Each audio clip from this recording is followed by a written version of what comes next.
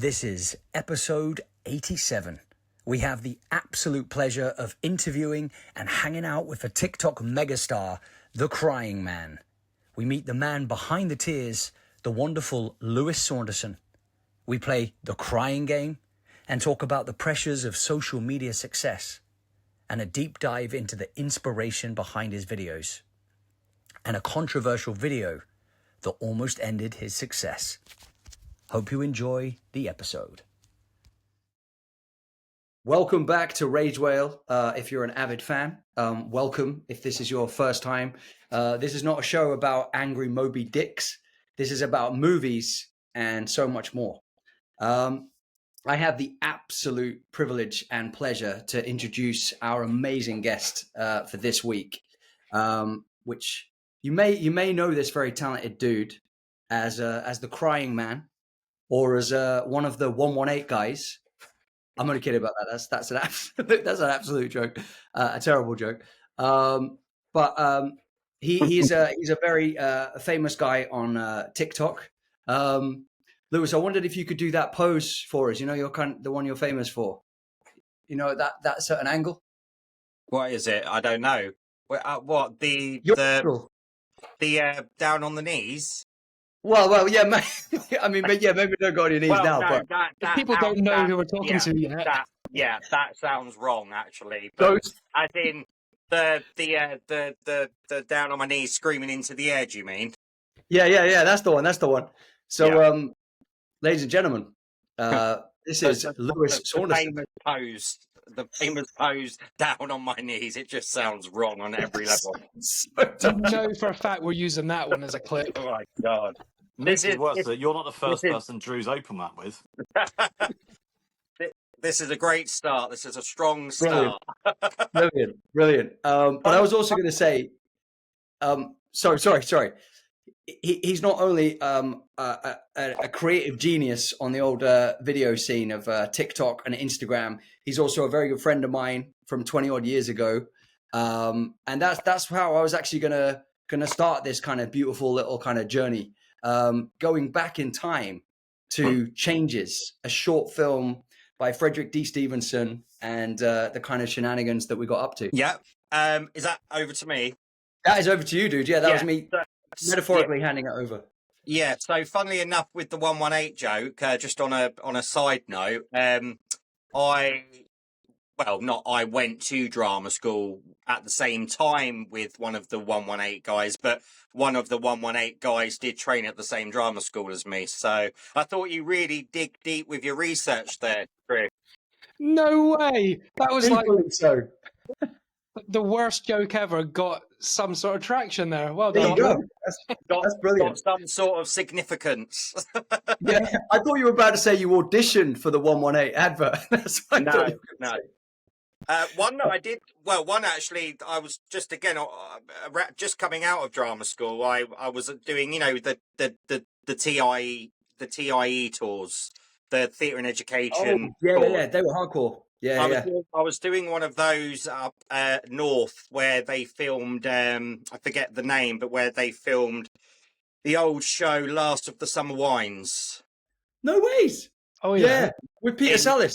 Yeah, in that kind of area. And I was under management at that point. This was kind of probably around 2008, early 2009. And I had an audition come up for, do you remember the Call Frank? Was that the drug advert one? Yeah. And, the one where he was in his living room, but it was all of the different sort of voices and personalities happening in his head. And so there was like multiple of him, like all around him. So it was for that one. But obviously I couldn't get there because I was already committed to the TIE tour. But I always kicked myself about that because obviously even if I went to the audition, there was no guarantee I would have got it. But I just watched the commercial when it came out and it was on TV. It was running for a long time. And and I just thought, it would have really been me. It was right for me. It would have really been me playing to my strengths. But obviously, as you know, there was probably 500 other actors that auditioned for that part. So anyway. I was going to say that would have been like split on a budget, basically. Exactly. Yeah, changes. So we, Drew, had a little pre-chat last night. I thought I graduated 2008, and we were kind of putting it around that year that we worked together, but I think it was around 2013. So yeah, we worked on a short film together called Changes. There was quite a small cast,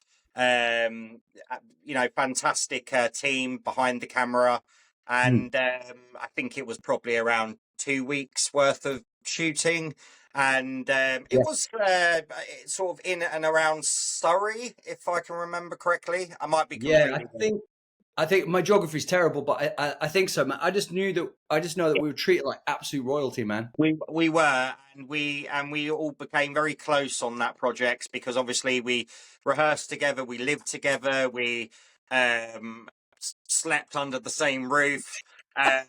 We, Wonder where that was going then.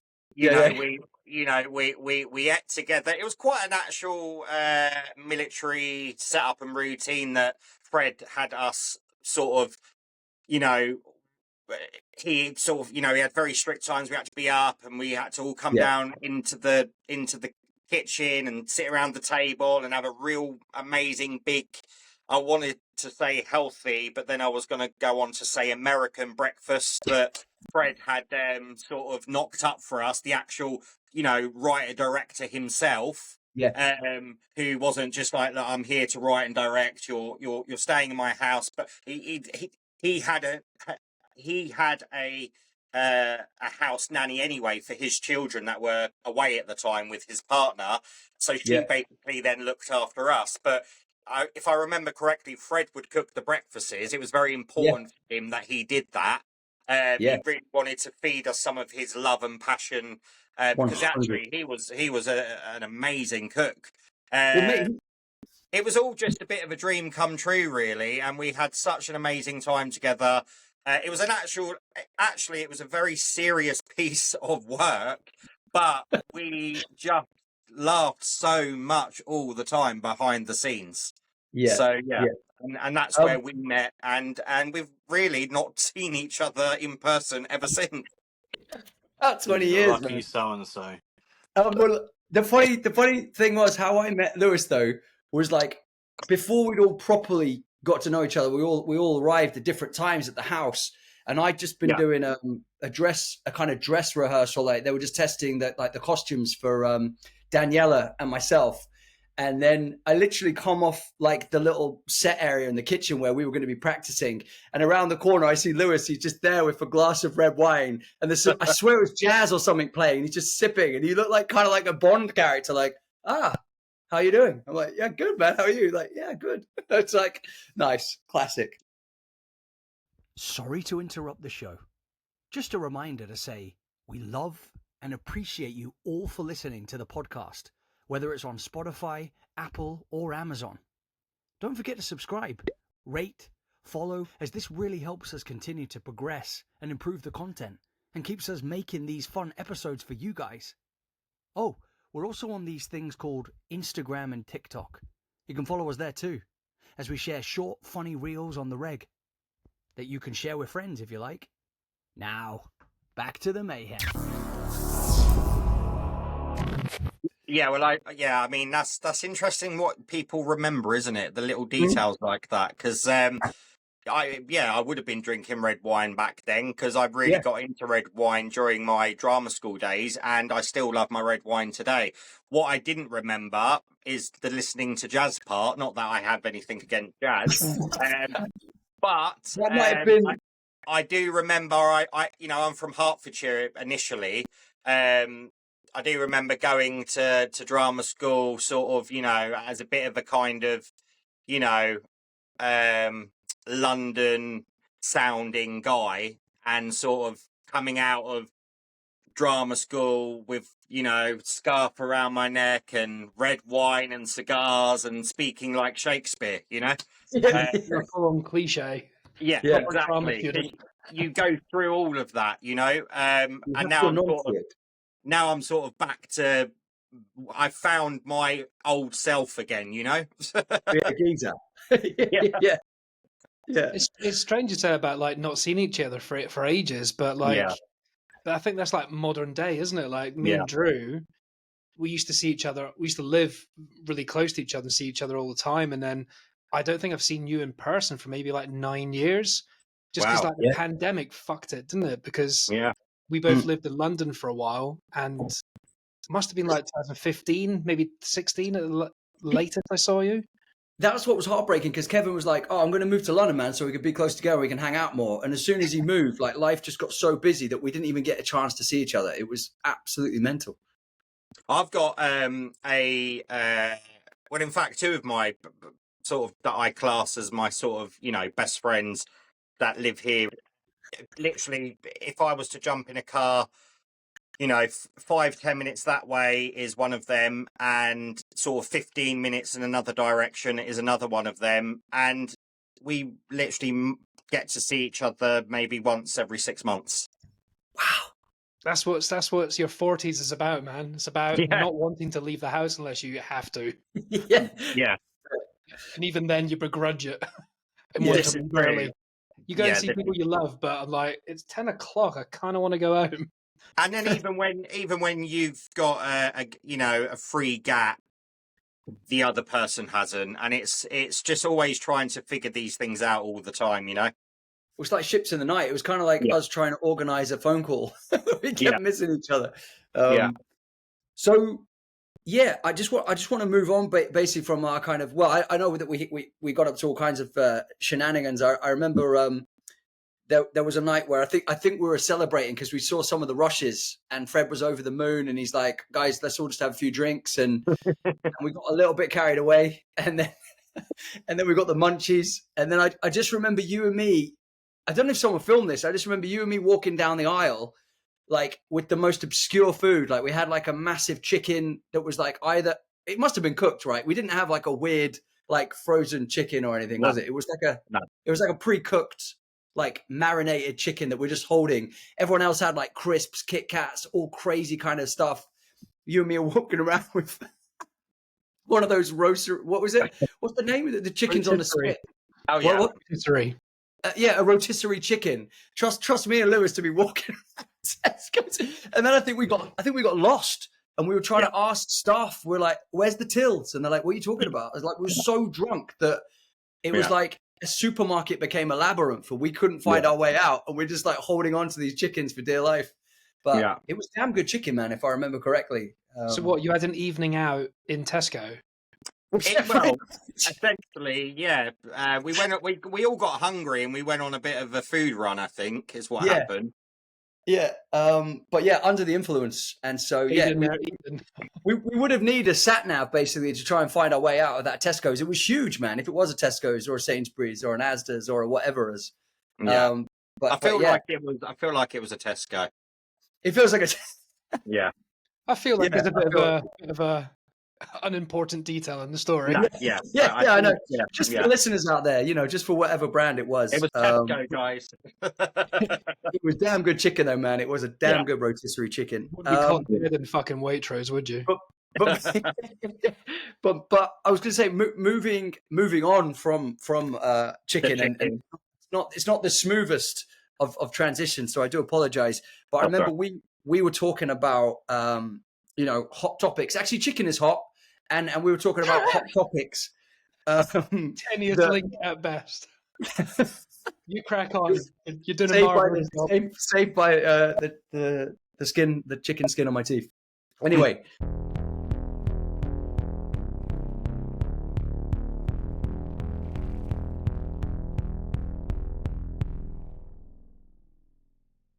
We were talking about how sometimes a lot of the videos you create are very topical, and one particular one was a little bit too close to the bone. You were saying, you want to give us a little bit? Well, before you say anything, Lewis, I think it might be worth. I'm sure most people know who you are more than they know who we are, but Drew's mentioned your hot topic. It might be worth giving us like a couple of sentences on what you are massively famous for. Yeah. So before you give us the breakdown of this one. Yeah. So because they're all hot topics, really, aren't they? Yeah. So essentially, you know, what I'm doing on as a content creator, what I'm doing on social media platforms is, you know, using my sort of, you know, my acting, my sort of storytelling, but also kind of even my kind of, you know, filmmaking skills that I have, because, you know, majority of what I'm sort of creating from scratch, all by myself. So, i.e., the pre-production, production, post-production.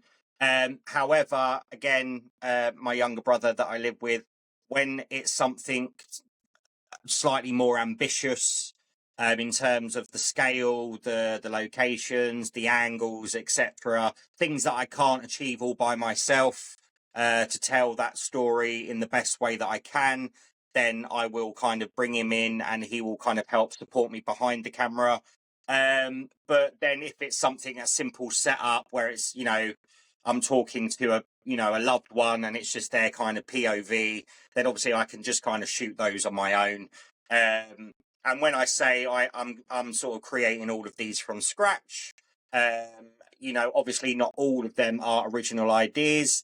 I would probably say, you know, 70% of them are original ideas and 30% of them are taken from, you know, movies, TV shows, sort of some of my favorite movies, scenes, reenact. So I'll do my own kind of reenactment. I'll sort of do my own interpretation.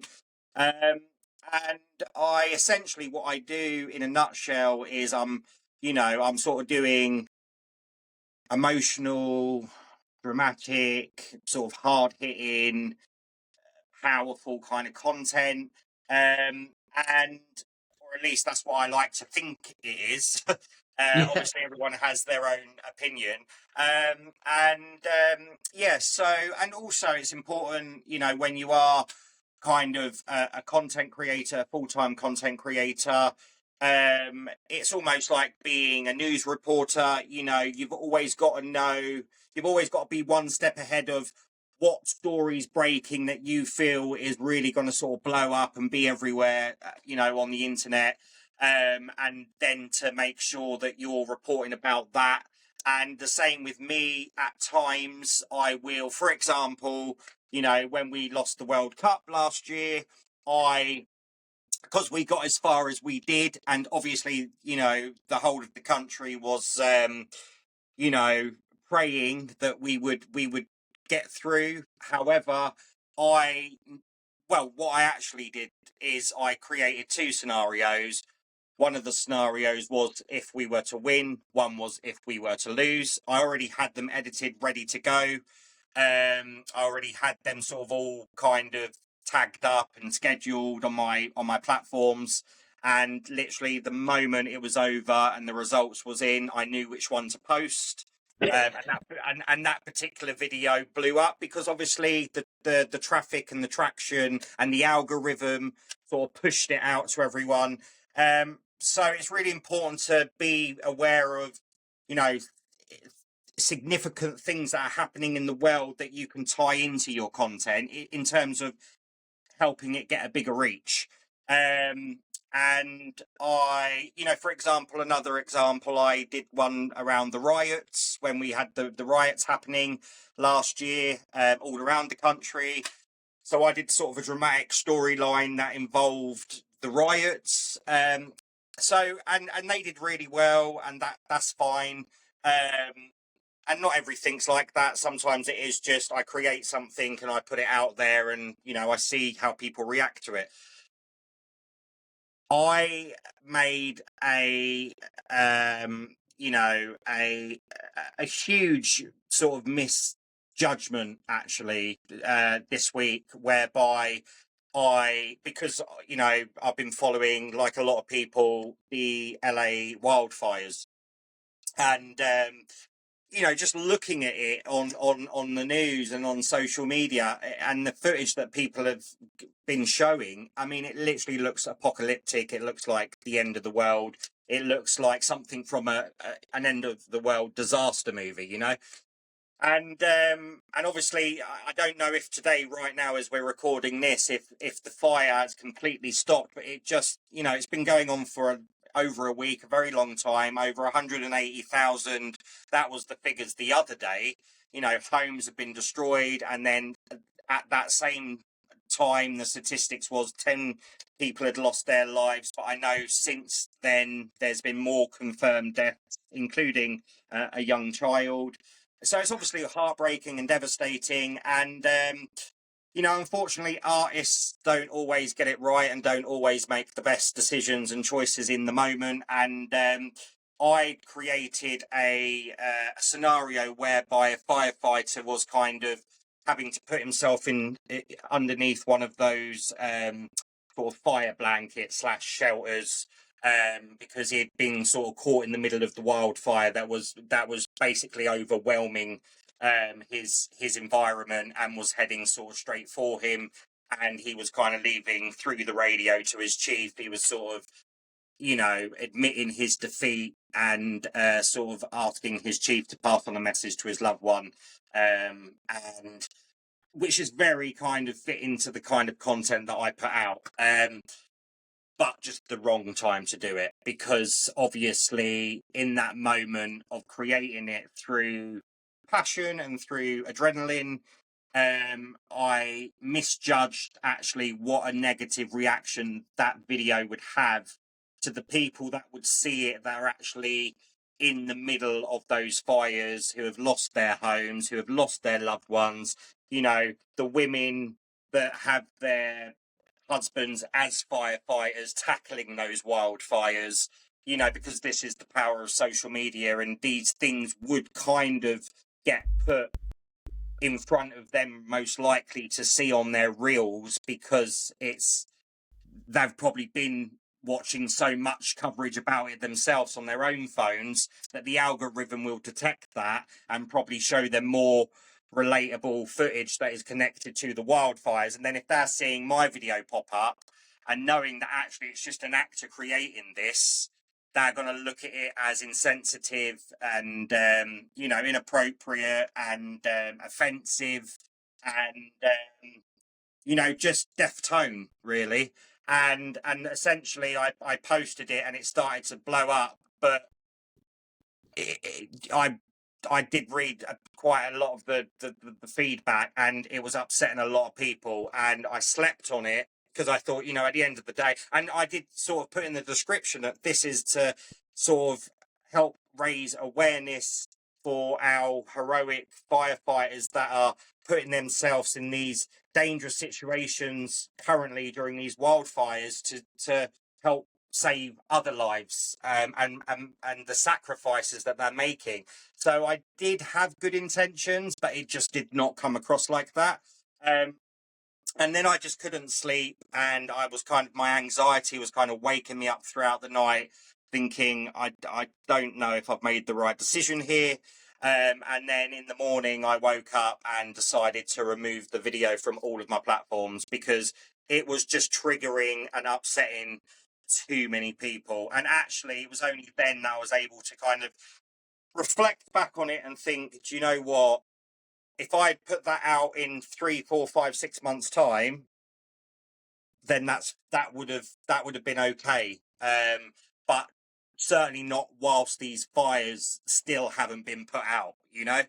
And so yeah, you know, I got it wrong. And actually, if I was on the other end and I was out there and I was part of that and I'd lost my home, or my neighbours lost their home, or, you know, we lost a loved one, and then I saw this video online that I knew was being played out by an actor, I would think it was completely insensitive as well. So, yeah, I kind of had to have a bit of a word with myself, and there's a lesson to be learned there for me, because I just know to never make that same mistake again. How difficult is it for you to choose these things? Because obviously all your content is emotional, distressing, and you know, very impressive from an acting point of view. Like, some stunning work that you do, but it's also quite hard to watch some of them. Just to relay on the wildfires, which is the 13th of January. I thought they were out a couple of days ago. Just checked on Google while we're chatting.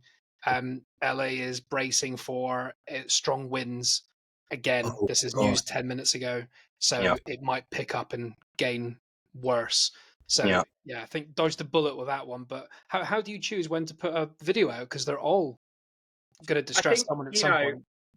Yeah, and I think it's tricky because obviously I've got a big following on my platforms. I have, and I have people that follow me that will still then be really negative about the videos that I put out, and every now and then you'll read a few and you'll sort of just check out who's sending the comment, and then you'll realize they're following you, and you're like, well, this is just, in my opinion, it's bizarre behavior, but why would you follow someone to hate on their content? A love-hate relationship. They love to hate you. You're like, what? They love to hate you, but hey, it's a follower, so but I know through doing this for the last couple of years, I've very much got to see and realize and understand that I have a very hardcore, loyal fan base that kind of understand what I do, appreciate it, love it, are always excited for the next video. And that's what I have to remember who I'm doing it for, in terms of, every week I've got to put out some content. And they're always going to be dramatic or emotional or raw or intense, and then some of them are going to be controversial. But that is because that's my style, that's my niche, that's my brand. And it's certainly not going to be for everybody, because nothing is for everybody, I see things all the time on my reels that trigger me. I'm not somebody, probably because I'm in the social media scheme of things, I'm not somebody that is going to comment on something. If I was to, and to express that it's triggered me, I would probably say as much as that, but there's a fine line. But when people are being verbally abusive and threatening, I had an inbox today on my Insta DM that literally just said, "Please die." Whoa. This is not new to me, because like I say, I've been doing this for a couple of years, sort of, in a sort of full-time manner, and and don't get me wrong, I don't really want to talk about all of the greatness and the positive feedback and the fans and stuff, because what I want people to understand is that, if you're thinking about, not as in you three, I'm saying four because I'm looking at myself on the camera. You three. Part of Israel, man. You're part of Israel. But I'm like, who's that guy? I'm like, oh yeah, that's me. If anyone that watches this is thinking, about becoming a content creator, this is something that they have to realize, that, when it's good and your videos go viral and you're getting the views, and, that's a nice feeling. That feeling can become addictive, because then you chase for that. You want that for every video.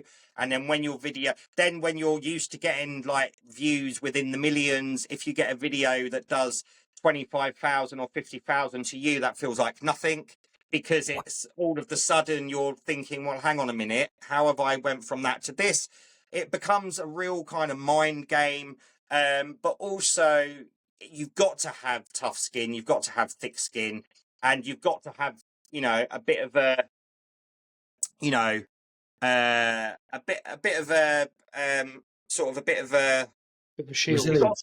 A bit of resilience, a lot of resilience, but you've got to have your kind of mental health kind of under control, because as best you can, because it can. I remember when it first started for me, you would post a video, and when things started going well for me and videos were growing, I'd be there, like, I'd post it, and then I'd be like, right, I'm just going to leave that now, and I'm going to check back on that video tomorrow to see how it does. And then 30 seconds later, I'm already checking on the video to see like the views and the comments. And then you're reading the comments, and then you'll get the good comment, but then you'll get the really horrible comment. And then you'll get like lots of lovely positive comments, and then you'll get a really nasty comment. And all your brain wants to do is just focus on that nasty comment, and it can consume you, and it can have a real negative impact on your mental health. And it can, be really a hard pill to swallow, because in your head you're thinking, well, if these people love this, why doesn't everybody love this, you know?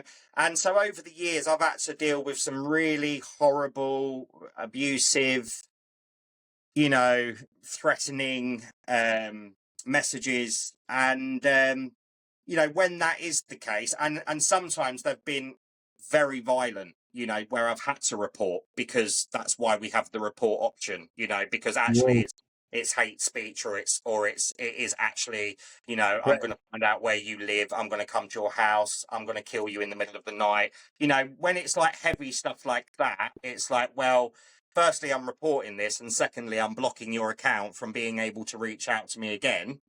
Wow. If it's something like, oh, just pack it in, mate, you know what I mean? I can take that with a pinch of salt. Or I'll stop crying like a little X, Y, and Z, or whatever, you know?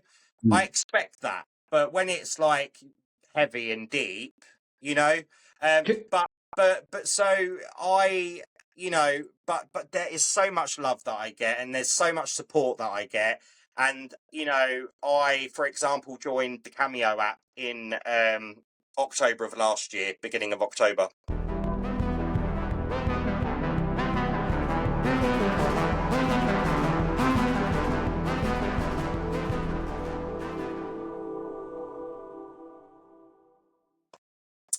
And because they reached out to me and said, look, we think you'll do really well on the app, because we get a lot of requests for you. Are you on the app? And yeah, so I kind of got myself on the app, and, you know, in the last few months, you know, the amount of orders that I've completed sort of speaks volumes for the real fan base that I have out there. And what's been so sweet about that is they've all been such sweet, lovely requests from the fans. And it's a great opportunity to really do something personalized for the fans. Do you do that as yourself, just as a, hi, I'm Lewis, or do you go full? It will all depend on what the request is, but sometimes yes, but mostly no. Usually it's they want me to say happy, you know, roasting someone, or happy birthday, or happy anniversary, or whatever it may be. It's usually through screaming, tears, and snot. How do you have the energy to do that? Like, this is what I was saying to Q last night. I was like, look, mate, I honestly, I don't want to sort of come on the show and be like, oh, I'm not doing that. But all I would say is, don't ask me to sort of be breaking down and putting on a performance, because because with the content that I put out each week, and then with the cameos around that, if I was then going to be just doing the same on podcasts, I would lose my mind, you know? Yeah. Ragewell would be paying for the therapy. No, but do you remember what we were saying? I was saying... Sorry, Kevin, I don't actually know I do this. I don't actually know if I answered your question. I hope I did. Yeah, definitely, man. Well, when Kevin was saying that you kind of you dodged a bullet back when to do with the video and stuff, I was thinking we dodged a second one just to add a little kind of subtle humor, because I was chatting to you about saying, oh, could you share this episode with some of your fan base? Yeah. And then you were like, oh, and then you kind of explained a little bit of behind the scenes of what had been going on previously on your page, and that whole situation with that video. And then I was like, oh God. And I remembered that the little poster I mocked up and sent to you was saying, do you have any burning questions? And I was thinking, that's only going to add fuel to the fire. Can we stop with these puns? But you know what I mean? Like, seriously, with the whole thing. And I was like, I didn't even realize, because people would think subliminally that that's like, he's being cheeky now because of based off that video. Now he's just saying, have you got any burning questions? Is this connected to such and such? And, but it's how people could look at a certain situation, even though I was thinking of it from like, people have like, they're like, oh, I'd love to ask Lewis this. Do you know what I mean? And that was the aim, that it came from a very kind of honest and kind of raw place of like, we wanted you to give something back to your fans, of people going, oh, I'd love to ask Lewis this particular question, or, you know, I'm hoping that some of the questions that we can ask you in this particular episode may hopefully answer some of the questions that your fans even have. Do you know what I mean? Yeah. I will say one thing, Drew. When you were saying about pre-recording stuff, which makes all the sense in the world with the football and things, in the back of my mind, you had like all these pre-planned videos there just waiting, and the morning you're like, right, let's look at the news. Da, da, da, da. Right, they've got Diddy. Post. We got Diddy. Everyone's scrambling for the Diddy tape or the Jay-Z one. Well, it's funny as well, because sometimes you can put out stuff. This has happened a lot to me. You put stuff out because I I do everything like a movie. Like I do things slightly differently, but I guess that's part of my spark and appeal to the fans, which is, for example, a reel, is anything from sort of 60 seconds to 90 seconds, up to 3 minutes. I try and keep things between 60 seconds to 90 seconds, but then once that's kind of all ready to go, I'll put out a teaser screenshot and a teaser trailer to the reel, and so like really like a bit of a social media sort of marketing plan to really hype it up that it's coming and this is when it's dropping, and make sure that you're going to sort of watch it when I first drop it. And that seems to work, and it gives me just more content to put out there. But sometimes, because of some of my screenshots and things, I'm always covered in sweat and drip and whatever else. And, people are always like, why is this guy always wet? He's just always covered in wet. But I know the Diddy thing's kind of not hot topic today, but even if, the screenshot that I put out for my one that I put out, what day is it? Oh, so it would have been last week, Friday, the alien one, where I was abducted by the aliens. And I sort of come out of the body bag and my face is covered in gunk and goo, and it basically looks like what. Yeah. It's the happy shot. Yeah, and money shot. Sorry, the money shot, the happy ending. Yeah. And on so many comments is just like, oh, this is one of Diddy's victims. Do you know what I mean? And it's funny because that just builds traffic for the image. Is that you, James? That sounds like something you It comment. does sound like something I would do, but I can confirm it was not on this No, occasion. but but had the Diddy thing just been happening this week and I put out that picture, I could bet my life on it that would be 99.9% of the comments. Yeah. But even doing it unintentionally and then thinking, oh God, that's why everyone's saying that, because oh yeah, that's right, the Diddy thing's just come out this week. Yeah. So sometimes you can put things out and then it gains traffic for a reason that you didn't even clock when you looked at the image or the piece of work. Do you know what I mean? Yeah. You just need to have tagged baby oil in that video. You'd be off. Yeah. Just you pouring baby oil over yourself. It was actually hair gel, funnily enough. No. That must have been horrible to get off as well. Well, it was, and also it started to dry over time, but also it had like natural olive oil and stuff in, so I thought, I had to spend a bit more money on it, because I thought if I'm going to coat my face in it, then I'd need it to not kind of like eat away at my skin, Yeah. So imagine you're in Superdrug with the checkout one being like, which one would be best for covering my face? I know. They're like, what? So just don't worry about it. Which one would be best?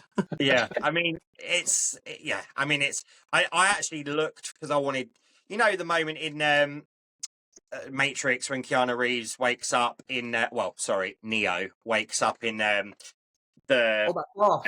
pod, yeah. Yeah, the pod. Gel, yeah.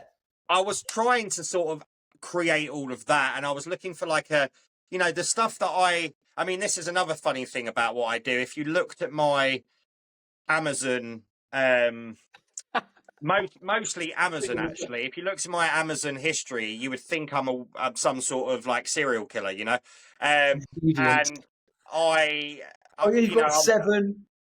I was looking for I was literally typing things in like a latex body bag, and do you know what I mean? Like, and also like I was looking for like film gunk slime because I really wanted the thick drip, and and I plastic just couldn't bags, a spade. I couldn't find any of it. So if you go to proper like film sites where they're like being delivered from America and they cost a lot more, and they're actual like film slime, like the money goes up and the waiting time's longer and whatever. But so I thought, hang on a minute, hair gel will do it. Hair gel will work. I already had the body bag from a previous video that I did like a year ago. So I try and recycle my props and costumes as much as possible as well. But you know, I've got police costumes. I've got explosive devices that I've used for previous videos. Well, not actual explosive devices, but things to create. You know, it was like some wire, a block of clay, and a little like egg timer clock, just to create like a, you know, a BOMB looking type of device. You know, handcuffs, body bags. I've got forensic costumes. I've got medical costumes, doctors, surgeons. Like the list just goes on. And if you didn't know who I was and what I did, and you was just checking on my history, you'd be like, we need to call the cops on this guy because something's not right here. Someone's It's definitely like the role play in watching the you. bedroom. Yeah. Yeah. He's The FBI. kinky. This Yeah, I think Lewis the is FBI has kinky. got you. Well, what made me laugh? What you said to me the other day, though, Lewis, on the phone, made me laugh when you went, "Well, you know that I started doing stuff because obviously it was all about you know, like awareness and stuff, awareness videos, and then obviously, and we know that there are some absolutely really powerful ones that you did, and we were talking about, you know, like saving children from paddling pools and stuff like that. But it was when you then mentioned about the abducting, you said about the alien one, you went, not that that's an awareness video because getting abducted isn't something that's likely to happen to No. people. Funnily enough, though, the reason I decided on the alien one recently was because two things.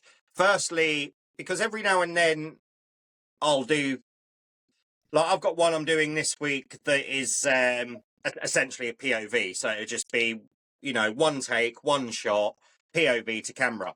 And they can do really well, you know, because also the audience almost feels like the partner or whatever is actually recording that as this conflict and drama is taking place. And actually then it does well because then people question, is this real? Because obviously I've not been seen by every single person living on planet Earth. So it can still blow up and go viral because all of the people could have not seen any of my other stuff and are like, is that really happening? Is this a real argument to the partner holding the phone? They can do really well, but that's, you know, very simple way of quickly shooting a video. Obviously I've got to get into it, I've got to learn it, the rest of it. But every now and then I like to put out something a bit more bigger budget, bigger scale, you know, more ambitious, just to kind of mix things up, but still keep that intensity and that drama. Yeah. And the reason I chose the alien one recently was just, again, because how much are we hearing about aliens and drones all over the news and social media at the moment, and have been for the last few months, and all of the sightings and, you know, the government releasing statements, and there's just so much alien talk out there at the moment. So I thought that should be it's quite fitting. It's quite on trend at the moment, you know. So that was. Did anyone comment? Did anyone comment on the video? That's happened to me. A lot. Really? Cletus, is that what happened to you with his banjo? They're always in America. There are certain sort of trademark, I guess, comments that I guarantee will be on every single one of my videos, you know. Or, you know, oh God, I hate it when that happens, you know, but I can, that's tongue in cheek. That's not, oh, I hate Terrible it. Monday. You're like, yeah, that's what I call kind of gentle negativity or gentle kind of tongue in cheek banter. That's not something that I get like, oh, what a so-and-so for writing that comment. I think, well, thanks for that comment, because that's just helping the video, you know. I did a playful dig on one of yours. I remember, like, there's you, like, you're like that, and there's like loads of stuff dripping down your mouth and everything. I went, I love your new headshot. Yeah. And again, always covered in wet. But to go back to what you were saying, so when I first started out on TikTok, bearing in mind, you know, I had to post that very first video, and, you know, the older man inside me was like, oh God, how do I work this app? And what is this app? And I think I got on the app and started watching, just randomly scrolling down the, you know, FYP page. at the beginning of lockdown, really, which I think a lot of people kind of joined it during that time. And what I actually started off doing was, you know, the sync videos when you lip sync to like a comedian or whatever. And I was actually doing some kind of expressive physical comedy. And then I kind of stopped doing that. And then some of my old film work, my professional film work, I started adding some of those clips onto it and started showing the more serious side to me. And then it kind of got to a point where I'd recycled everything and sort of was feeling like, you know, everything was going a bit stale. And I was like, I don't really know what to do. And I thought, hang on a minute, I am an actor. I should just create some new material and actually just film it for the app. And that's basically where it started, where things started to go well and take off. But what I first started to do when that happened was I took that awareness angle, you know, mental health, drug addiction, alcoholism, heartbreak, cheating partners, you know, things that are everyday things that people can relate to. And but powerful subject matters. And then that's then what people started to kind of cling on to. So right, he does awareness videos, right, he's doing awareness, right, this is for awareness. And then obviously now whenever I do anything like, you know, astronaut on the moon with an alien crawling up his bodysuit, or, you know, being frozen in space, or the alligator one in the hotel room, or whatever, then people go, well, how's this awareness? And it's like, not everything is going to be awareness. You know, that was very much my starting point. And from time to time, I will still do those. But I'm just trying to be as creative and, you know, I'm just trying to think out of the box so things don't become completely stale and people get bored and fed up and stop watching. So from time to time, I like to go to space, you know? Get away from all the noise.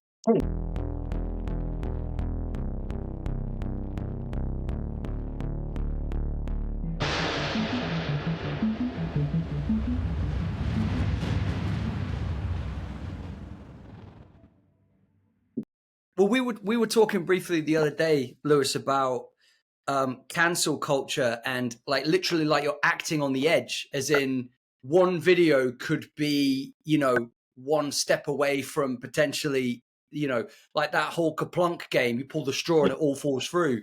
Could you tell us a little bit about the kind of intensity of, because we were talking about the fact that you're so well known, you're like almost like a TikTok DiCaprio in a sense, right? The pressures of you releasing something and hoping it goes the way you want, but that fear of, in this world that people are so quick to be offended, that you have to really think through your material before you potentially release it or create something.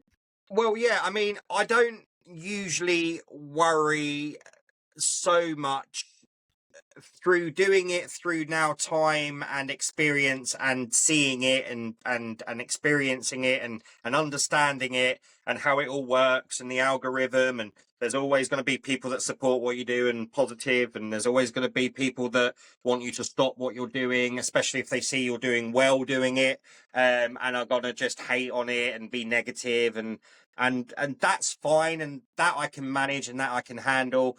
There's always obviously an element of, is this too much? Is this too risky? You know, but I don't kind of worry about the cancel side of things, the cancel culture side of things. That is something that's always in the back of my mind, of course.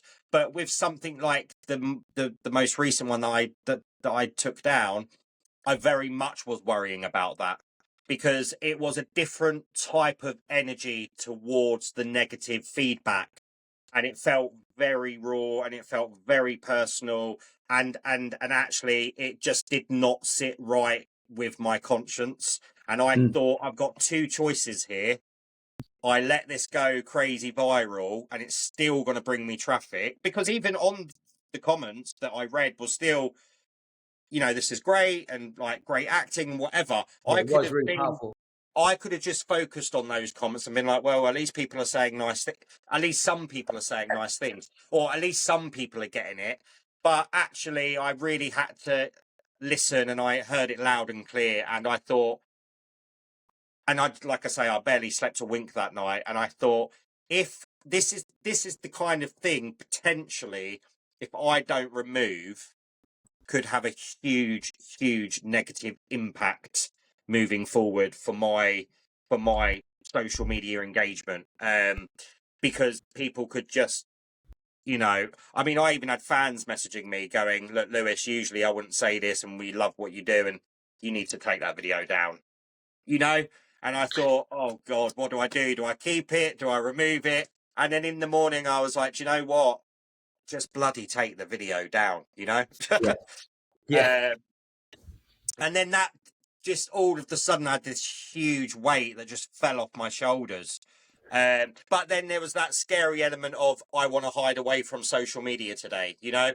I don't want to check social media. I don't want to post anything on social media.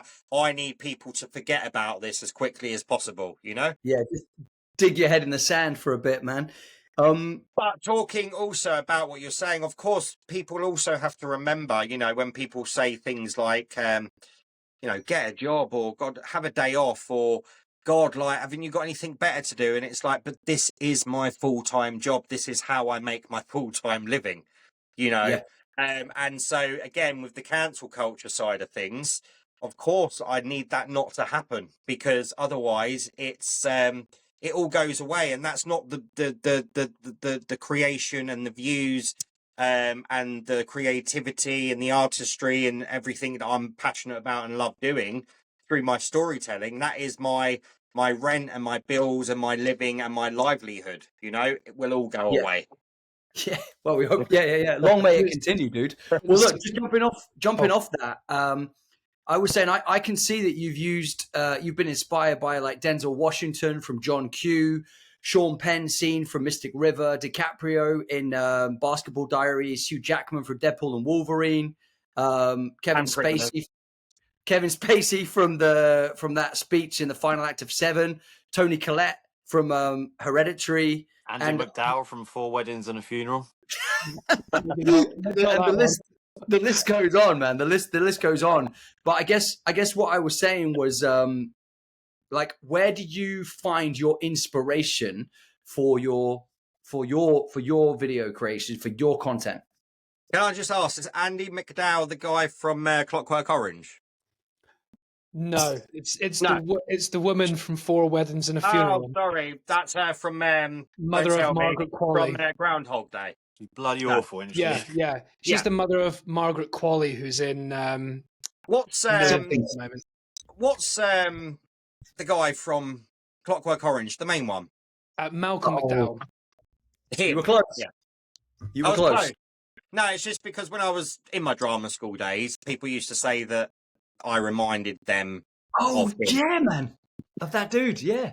Of the actor, hopefully, not the character. Dude. I was about to say. Yeah, no, not Lewis. The character. Lewis, that's your next video, man. Yeah, and also the Hawkeye guy. What's his name? Jeremy Renner. Oh, Jeremy Renner. Yeah, I get him. Oh man, an Avenger, dude. That's an Avenger. Anyway, so I forgot the question. What was we? Oh yeah. Firstly, Drew, great bit of research there, mate. On point. And when I said prisoners, because you mentioned Deadpool and Wolverine, I was going to say that was the latest one with the hammer. Yeah. Well, funnily enough, that I only reposted that. I actually filmed that over a year ago, but back then I didn't really have a big following on Instagram, and just because I liked it and I wanted it to be seen by more people, I put it back out again, and now it's nearly hit 1 million views. So it, there you go. It worked, but also, but that was obviously, from, and I did the one also when he's in the car, having a go. Yeah, having a go at Jake. Oh, Jake Gyllenhaal's character. When he's like, every second you're not out there looking, my son. Yeah. I did that one as well. But I love, a typical, when we talk about, I mean, Kevin, you mentioned in your email, like, we'd talk a little bit about movies. Sorry, my tongue's getting tired. Movies that make me emotional. Actually, that's a perfect example. Prisoners. Because it's that for me, what draws me in. Now, I firstly love movies. Have always loved movies. I'm 40 years old, so late 80s all the way through the 90s was my main era for really falling in love with movies. And I was saying to Drew last night, it's still one of my favorite eras for movies, the 90s especially. The amount of times I'm a proud collector of DVDs still, and I from time to time, with all of the streaming platforms that we have, and even when there's new things, I'm like, yeah, I really want to watch that, so I put that on my watch list, but I don't really want to watch that right now. I'm not in the mood for that. What am I in the mood for? And 9 times out of 10 I'm usually in the mood for a 90s movie, so I usually go to my DVD collection and go, oh yeah, Air Force One, Harrison Ford, Get Off My Plane, or you know what I mean. It's like I'm just drawn to. I watched all of The Matrix the other day, because something sparked a moment from one of them in my head, and I was like, oh my god, The Matrix, I need to just have a marathon, and I'm like, just better storytelling and better effects than what we're seeing in a lot of movies today, in my 100%. personal opinion. Yeah, 100%. But I've always loved movies, and I love all genres of movies. Like, I'm a huge Scream fan, a big Wes Craven fan, big horror fan. Love the Scream franchise. Really excited they've just started screaming. Really excited they've just started filming Scream 7 last week, and I love the fact that Kevin Williams, the writer of most of the Scream movies, is directing this time round, and the fact that Neve Campbell has got the money that she wants, and she's coming back, and you got the OGs back, and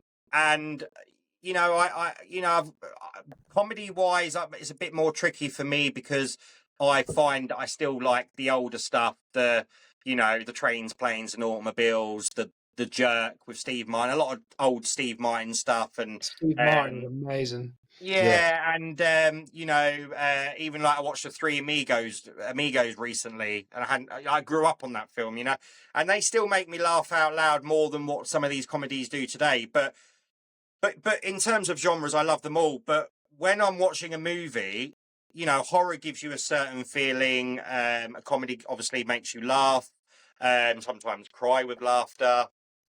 Sci-fi, visually it's stunning.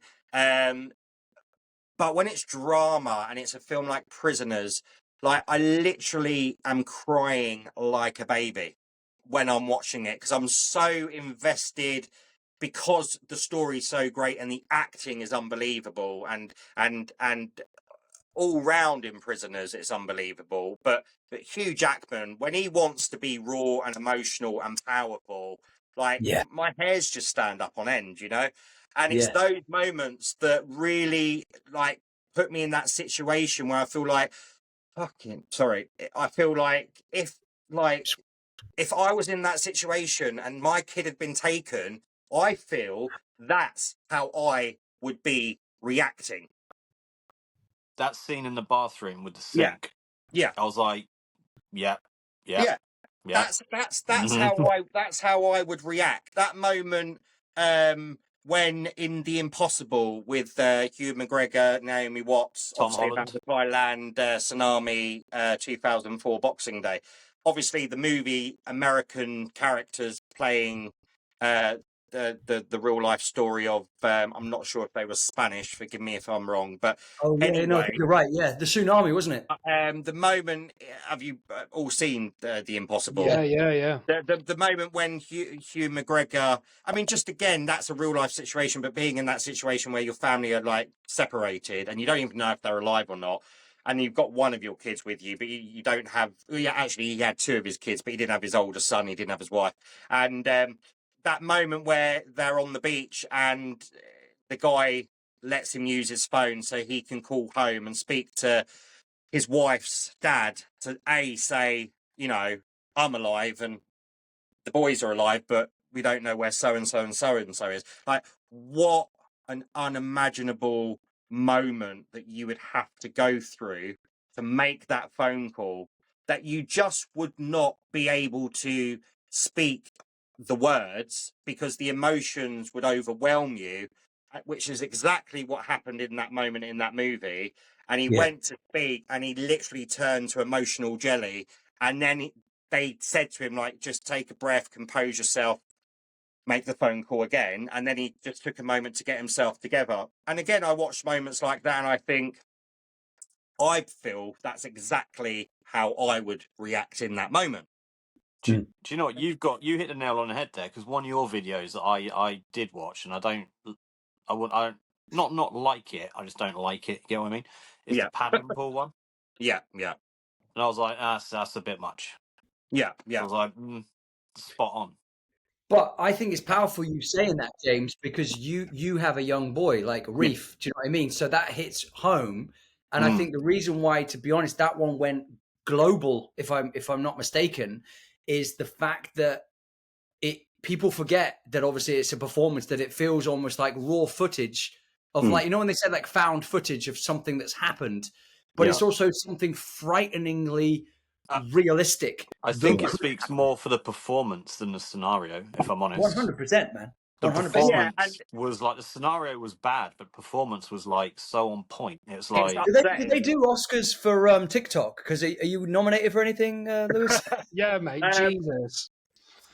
I'm not sure, but just going back to answering your question. So with the prisoners, with the impossible moments like that, because you're asking, you know, what kind of inspires you to sort of give this kind of direction of performance on in your videos on your platforms. And so those feelings I talk about when I watch, you know, Hugh Jackman with the hammer in the bathroom, or I watch, you know, Hugh McGregor on the phone, or you know, the moments when the kids at the crazy packed hospital outside are coming off the vehicle, and then Tom Holland's character sees his two little brothers and they're all screaming at each other, running towards each other.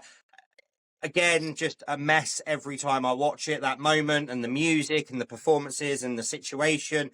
And you know, and also, you know, I don't know, another one, you know, Basketball Diaries with Leonardo DiCaprio, you know, when he's at the door saying to his mum, which I've obviously also done my own interpretation of, you know, please, mum, just give me some money. I'm begging you. Then I'll leave you alone. I'm in trouble. I just a $5 or a $10 or $15, whatever, you know, and just how vulnerable he is in that moment. And the mum, you can see that she wants to help. She has helped a lot up until that point, but she knows if she continues to help in that way, all she's doing is feeding his addiction. And actually what she needs to do, the best thing for her to do as the mother who actually genuinely loves her son and wants him to get better, is to say no and to call the cops and to have him removed.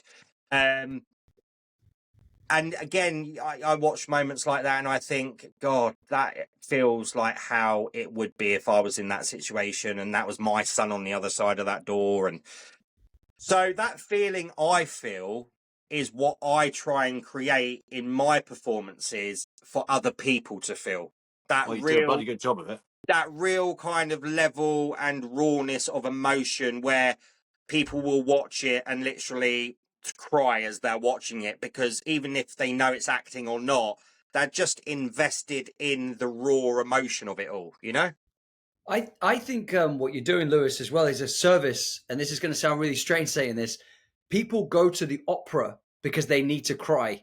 People, like, we wouldn't have tear ducts. If we weren't supposed to cry, we wouldn't have tear ducts, right?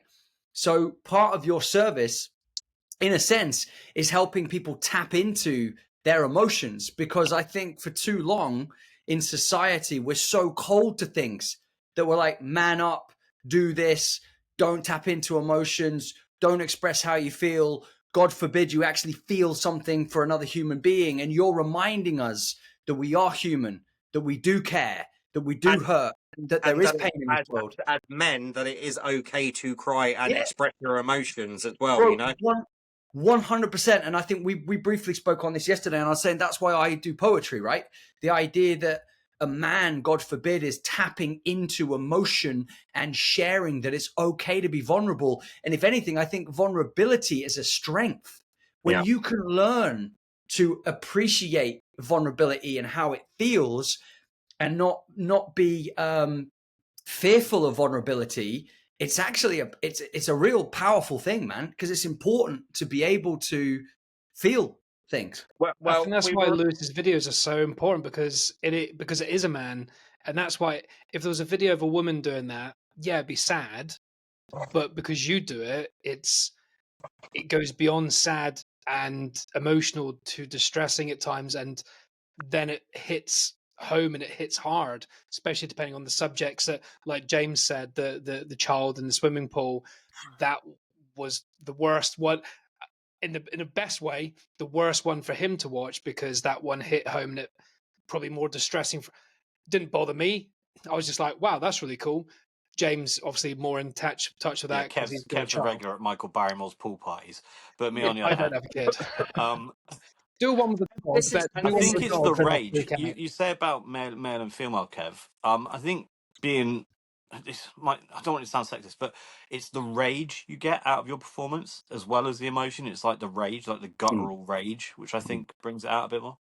Well, that's what makes it more manly, doesn't it? Rather than just weeping, it's men don't just have a little cry. Yeah. Usually, there's more to it sometimes. Well, there's a real pain. There's a real pain, man. When you did the scene from Mystic River, that one hit me. When you're like, "Is that my daughter in there?" And I'm sure when you watch that film, that scene alone broke me, man. Yeah, I was broken at that scene. Yeah, the thing is, every movie scene or TV show scene that I've done recreated is because I was so emotionally crippled watching that moment in that movie. So any moment that I've done that isn't original, that's taken from a movie, is because I was a mess watching that moment. And I think, well, I can give that my own performance, style, whatever, spin. And I think I can get other people to feel what I've felt watching that, you know?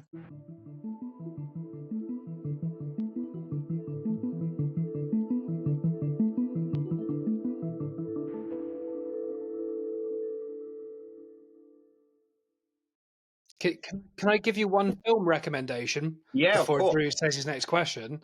Oh, one interjection point to the other guys. I don't know if you've seen Terrifier 3, by the way. Have you seen those films, those horrors? Bloody film. So we've watched a really graphic horror film, which is literally blood and guts, tearing people apart, limb from limb. It's sadistic and it's gross. On the subject, Kev, I did watch Cocaine Bear last night. It's brilliant, isn't it? It's so funny. But Terrifier 3 affects me less than your videos, because that is so extreme, it's almost comical, whereas yours is extreme but like genuinely like can really stir up a lot of emotion, which even the worst horror film cannot do, I don't think. But my question to you is that I just looked at my quick list of the cinema films I watched last year. I've got a big list. And the one I'd say, now I'm in my 40s, I get more emotional at films. I never used to. I used to go, oh, that's sad. But now I just get a lump in my throat, and occasionally, like, the embarrassed man thing where you just wipe a tear like nothing's happening. But I was in the cinema and I couldn't stop myself, and it was embarrassing. Luckily, I wasn't near anyone, but I watched the film, and at the very end, I was struggling all the way through. I told you, Transformers 1 is not meant to be like that. Shut up. I was tearing up all the way through, but at the very end, I just went, blah, made a fucking noise, and I was like, blah. I was like, I'm in bits, and I had to wait till the end of the credits till everyone left to leave because I was so embarrassed, and I shouldn't be embarrassed. Sonic wasn't dead in the end, you're right.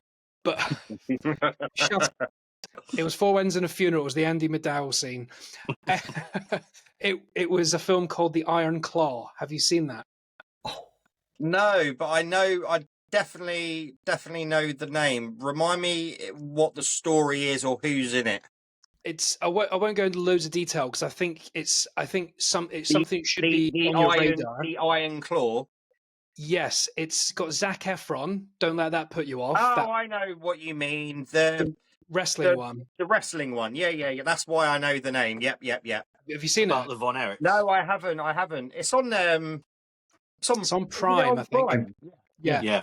If you're not into wrestling, I'm not into wrestling. It's got yes, there's wrestling in it, but it's more about the family dynamics. Well, and, yeah. I mean, I'm Oh my God. and I love the wrestler that came out and Yeah. won the awards. Probably what was that 10 years ago now? and But the no, rest, yeah. it is on my radar to watch this movie. Bump it up a little bit Yeah. because it's Zac Efron is the oldest brother, and he's basically sort of abused by his dad, not sexually or anything, but like, you know, just pushed around and dominated, and the whole family of children are basically pressured into doing a profession that hurts and damages them, and their soul's not in it, and lots of tragedy happens. I won't say anything more. And it was so tragic that it's not the full story. If you IMDb it, if you go to Wikipedia afterwards, there was 2 other brothers that had more ailments and more death.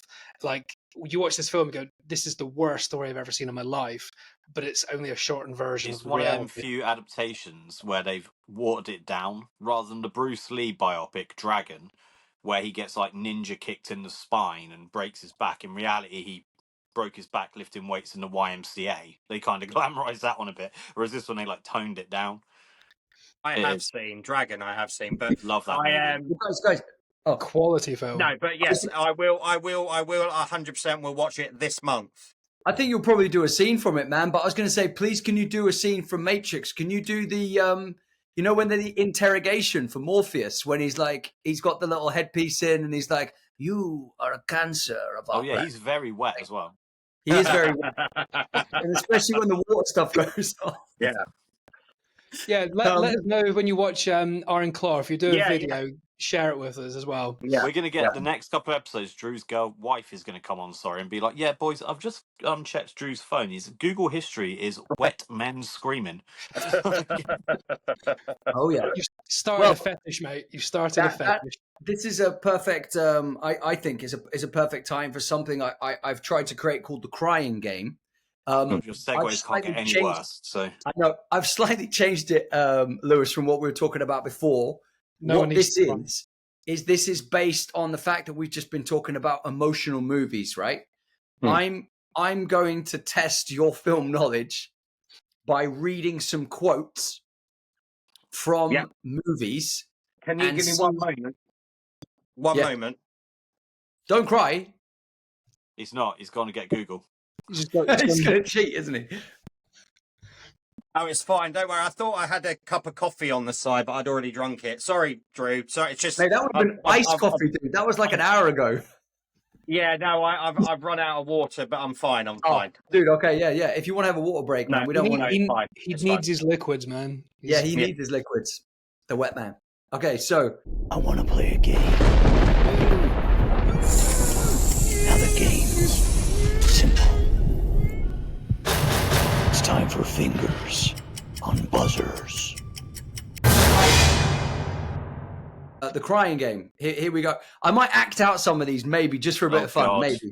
But well, thanks. Okay. Anyway, so number one. So this is the quote. Sometimes it makes me sad, though Andy being gone. I have to remind myself that some birds aren't meant to be caged. Andy being gone, I know that. Blatantly Woody. Yeah, is it Toy Story or? No, it's not Toy Story. No. But I love that. And, any other guesses? Can I hear it again? Yeah. I wish I could put on the accent. Making Toy Story 5. Wait. Maybe I'll try and put on the accent. It's going to be terrible. Sometimes it makes me sad, though Andy being gone. No, actually, that's not going to work. I have to remind myself that some birds aren't meant to be caged. Is it someone talking about an emu? Because they're not meant to be caged. No. Godfather? Any other guesses? Is it Malcolm X? No. No. James, naughty points for you because you should get this because it's one of the films you always talk about. I'll Spider-Man. I'll tell you 2 stupid guesses. Like the 2 of the main stars are in it. One's in Seven, and the other one is in Top Gun. To go. Wow, you know it. Do you know what I'm talking about? Yeah, but you sent me the link. I looked at it. Oh, so of course it's yeah. Oh yeah, of course. I thought you actually just got it off that quote, but James should know it. Top Gun. Yeah. Val Kilmer. Fuck's sake! No, the actor you think is a good fact to say about, which The no other one knows, one. but everyone knows. Hollywood and Wolfman. Who's the guy at the fucking end? The big tall guy. Oh, Tim Robbins. Bingo. Shawshank Shawshank. Redemption. Hey, there you Tim, go. Tim Robbins, the most famous man to never be in a movie. He's just in Top Gun the entire time. You just never know until the end. He's So- he's a new series on Apple right now. Silo. Fantastic. Let me Looks guess, amazing. he got a helmet the whole time on, and then it takes off. Yeah. Number like- two. You is kind. You is smart. You Be is careful important. with these accents. I know. And what was that? What was that third bit? Sorry. You is important. Do Well, the you whole sounded thing like again. Forrest I cried Gump. like a baby to this. Look, my acting isn't as good as Lewis's. All right, give me a chance. Say that You again. is kind. You is smart. You is important. The Green Mile. Ooh, No. no. Films Drew's cried to. Bambi. It's so One more hard. guess. I'll move on. RoboCop. It's based on a book, I believe. If that helps you. Oh, Maya Angelou. Oh, that movie, yeah. Viola Davis is in it. There's only three books that movies have been based on in Yeah. the whole world. Shakespeare. Yeah, it's all based on Shakespeare. Okay. Shall I tell you? Yeah, It's The Help. Thanks. Never even heard of it. that's why, because I haven't seen it. Okay, fair Brilliant. enough. Okay, my bad. Drew My bad. coming out with the B-rated movies right now. Whoa. That's a great movie, man. The Help. Come on, easy. That's the only ones of your links that I've seen, so I'm playing now. So I don't know. Help for The Help. Anyway, here we go. Next one. You want to hurt me? Go right Yes. ahead if it Oh. makes you feel any better. I'm an easy target. Yeah, you're right. I talk too much. I also listen too much. I could be a cold-hearted cynic like you, but I don't like to hurt people's feelings. Well, you think what you want about me. I'm not changing. I like me. My wife likes me. Oh, I know this. This is Trains, Planes, Automobiles. Boom! Yeah, it was like John Candy saying that. Yes. Yeah. John You know Candy, what, what a though? legend. It's funny because I had to do that speech for a cameo Really? Really? Nay, no ways. because it was like brothers or something. It's their favourite movie and they're fans of my work and they wanted me to basically perform that monologue. And Nay, that's awesome. obviously, talking about Trains, Planes earlier, I've Yeah. seen that movie 1,000 That's times. why I got, dude. I got so excited when he said that. I was like, yes, he's gonna. I've Oh, thought wait, of the how many have you best got? Have you got? cameo. You've got two so far out of and now we're on I the thought fourth of the one. best Anyway. cameo. I might even pay for it to make it happen. Do A it. really emotional version of the Still It Bang advert. Except the penny, the rust doesn't come off, and you just get angry with it. That is brilliant. I love how he just bounces in with the comedic lines. All right. He's always he's the one for humor. Either that or we're putting out fires that he creates. So this is the next one. Baby, you made a promise to me. Okay, you said for better or worse. You said that. You said it. It was a promise. Now, this is my worst. Okay, this is my worst. But I'm gonna get better. You just got to give me that chance to get better. Is it the Marriage Story, the Adam Driver one? Oh, not Adam Drive, but very close, and it I is was a going to marriage. say Joseph Fritzl, year 2. Jesus. It's See, got very. This is what will get me cancelled. Laughing at things like this. yeah. You dodge the thing by Year erasing. 2, he realised what he'd done. He's I I like, didn't I go on a find- Rage Whale episode. To be honest, I find you really funny, and I have a really anyone that knows me well, I have a really dark sense of humour. I'm just having to play the laughs down a little bit so I don't get cancelled. everyone just That's all like good, man. blur out your face. That's all good. That's all good. Is it The Notebook? Ooh, no, but it's got one of the actors in it. Ryan Gosling. Yeah. Oh, is it the Crazy. Is it the what's her name? Oh, what? It's Michelle- Ryan Gosling.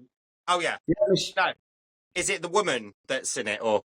no, it's no. Well, it's the film though that they're both in, right? It's Ryan Gosling and Crazy Stupid Love. Yeah. So her in The Time Traveller's Wife. no. That's a Rachel great movie, McAdams. by the way. Rachel McAdams. No. That was a good guess though, but no. Did you give up? Oh, I feel like I've heard this. I've seen this movie. I know I've seen this movie.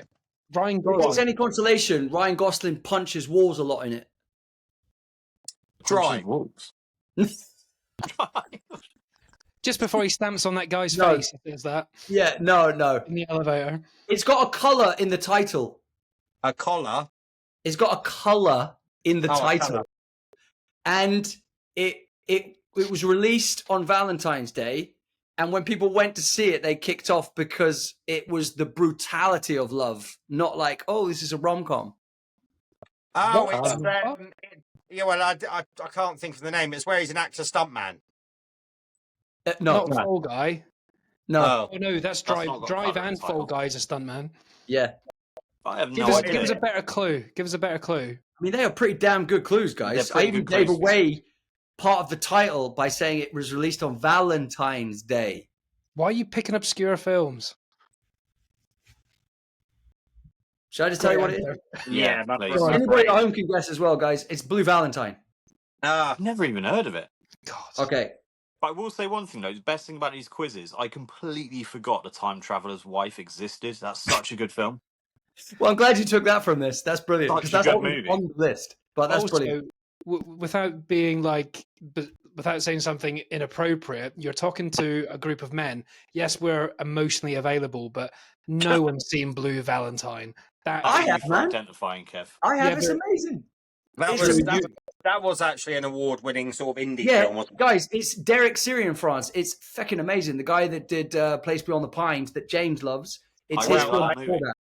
Oh, It's his film. I love Place Beyond the Pines as well.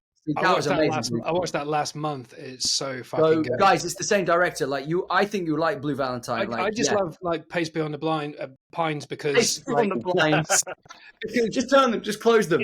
it's like a The story of 2.5 David hour Blunkett. film. He's just looking for the thing for his blinds. And Ryan Gosling's like Blinds. Ryan Gosling's the main guy, and he's only in it for 40 minutes. Then what's his Place name? Beyond the Blinds is set in an OAP's home. It's just Like, Stevie okay. Wonder looking for some like light reduction. Oh no, he went there. He went there. Right. So the next one, I'd never seen this, so I need a slap on the wrist. Anyway, Do the accent then. I don't know it, but I never had friends later on like the ones I had when I was 12. Isn't that from your Sleepers. book? What? That's from your book, Sleepers. isn't it? That's not from my book. What are you talking about? Stand by Sleepers. me. Oh, that I think Oh, Sleepers is a no, great shout. no. But they are young boys. Oh, Stand Stand By By Me. Me. Boom. Yes. You've never seen that, Drew? No, I need to. Wow. Drew watched has not Sleepers seen again the the other night, weirdest so I've got fucking issues. films. Like the films that of our age group that we should any 80s film, the films you grow up with. He's not see what you have. He didn't see. He hasn't even. He didn't see Beetlejuice until this year. Yeah, What well, the I- hell? Okay. Hey. You saw Put your Beetlejuice, swords down. Beetlejuice before Beetlejuice came. Before you watched Put your Beetlejuice. swords Too down. many Beetlejuices in one sentence. I know, but I'm watching the Beetlejuice now after Beetlejuice, so it's fine. Did you watch it though? Yeah, I'm halfway through it. Like I stopped. You were it was- halfway yeah, through it Drew, 2 we months watched the ago. second one like 3 months ago. Yeah, but it Oh was my enjoying. God. No, I saw the guys. We're getting off topic here, man. This is No, no. But This you've is just painful. reminded me of something that I've kept wanting to tell you, Drew, since we've reconnected the past few days. When we were, I believe it's when we was obviously staying at Fred's house, we were sitting down together and watching Broadchurch with David Ooh. Tennant So Yeah. good. because it was on at that time. It was out during that time. And do you remember what a huge thing it was around the country who killed the child on the beach? Yeah. Oh, And we were sitting down getting gripped by it like the rest of the nation. And people were putting bets on in betting shops who they thought was going to be the killer. Obviously, it ended up being the cop's husband. But I remember vividly sitting down and watching some Broadchurch with you as it was playing out over those couple of weeks. yeah. That was a And- devastating program, man. Yeah, that was brutal. devastating. Anyway, sorry, but I keep forgetting to talk to you about. No, Oscar that's winner Olivia beautiful, man. Colman. Thank you for that, guys. This is the longest quiz ever, but that's because of all these beautiful interjections and a little bit of abuse Longest, my way. worst, It's you know, lovely. It's potato, lovely. potato. Beautiful sounds passive aggressive, Drew. This one is called. This one's beautiful and broke me. And Lewis, please do a monologue from this if you get a chance. Please, boss, don't put that thing over my face. Yeah. Don't Green put me in Mile. the dark. Huh? Green Mile. Yeah, man. 100%, dude. That broke me, that film. Such a good film.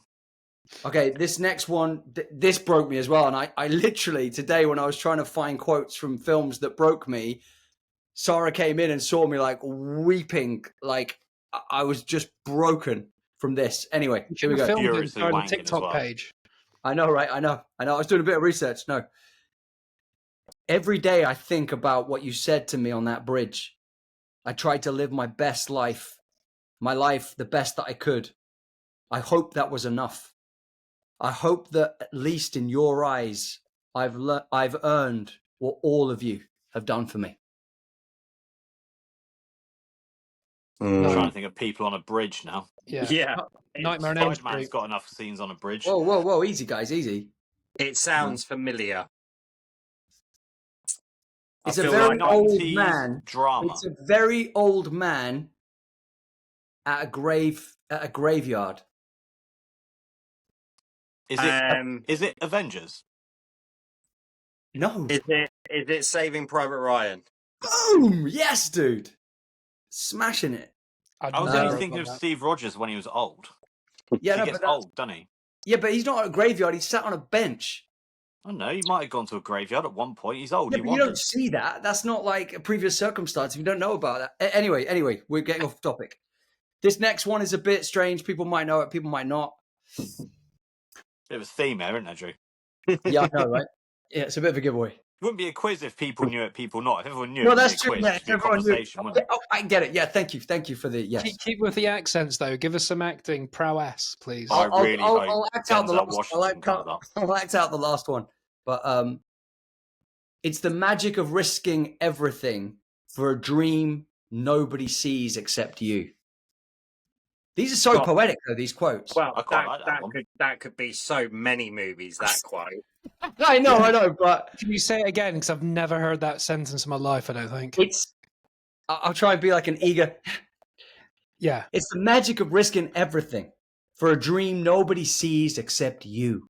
RuPaul's Drag Race. with that Is accent. it Kate Winslet or DiCaprio and Titanic? It's Clint Eastwood. Oh, Close. Very Clint close. Eastwood wasn't in Titanic. It's Clint Eastwood with an Eastwood's in it. orangutan, or Clint Eastwood's in it. Morgan Freeman's in it. is there an orangutan? And Oh, Hillary. it's Hillary. Hillary Yeah, Swank. dude. It's the boxing one, isn't it? Oh, Where- Million Yes. Dollar Baby. Millionaire Baby. Boom! Millionaire baby on the Hillary dollar. Swank. She's terrible, isn't she? Easy. Oh, he hates Swank. Oh, Do you The love the Karate episode Kid, in The Office where they Million discuss Dollar whether Baby. Hillary Swank was it hot or something else? Hot He's or a good race- looking? yeah. It's a very misogynistic episode, but it's the I know Hillary what Swank you mean. episode. Yeah, I've yeah. seen it. They split the office in half to vote whether she's hot or attractive, because apparently there's different meanings. I of it. don't care if she's Yeah. hot or attractive. I just don't think she can act. Like, Dude, you need to see Insomnia, man. We talked about this. The Christopher Nolan film, Insomnia. Yeah. She's amazing in that. Actually, no, I'll Totally. give her credit. What's the one where she pretends to be a boy? She's quite good in that, to be fair. That's Only when you Boys take the Cry. piss. She is actually good at that. Is that Girls Cry? Only Please Girls Cry? don't cry.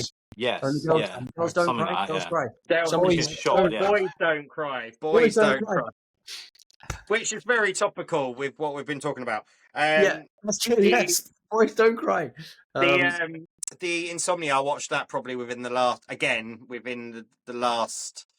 6 months, and actually it's one of those that when it first came out, which I guess was mid to end of 90s,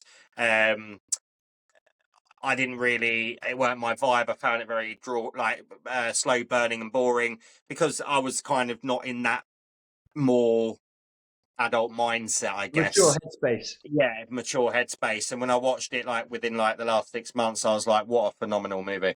Mate, it's a masterpiece, and not only And that, Robin it gave, Williams, I mean, yeah, Jesus man, Christ. to play a villain Yeah, brilliant. and Al Pacino suffering literally from insomnia, and oh my I god, love Al Pacino, but that's a whole different podcast.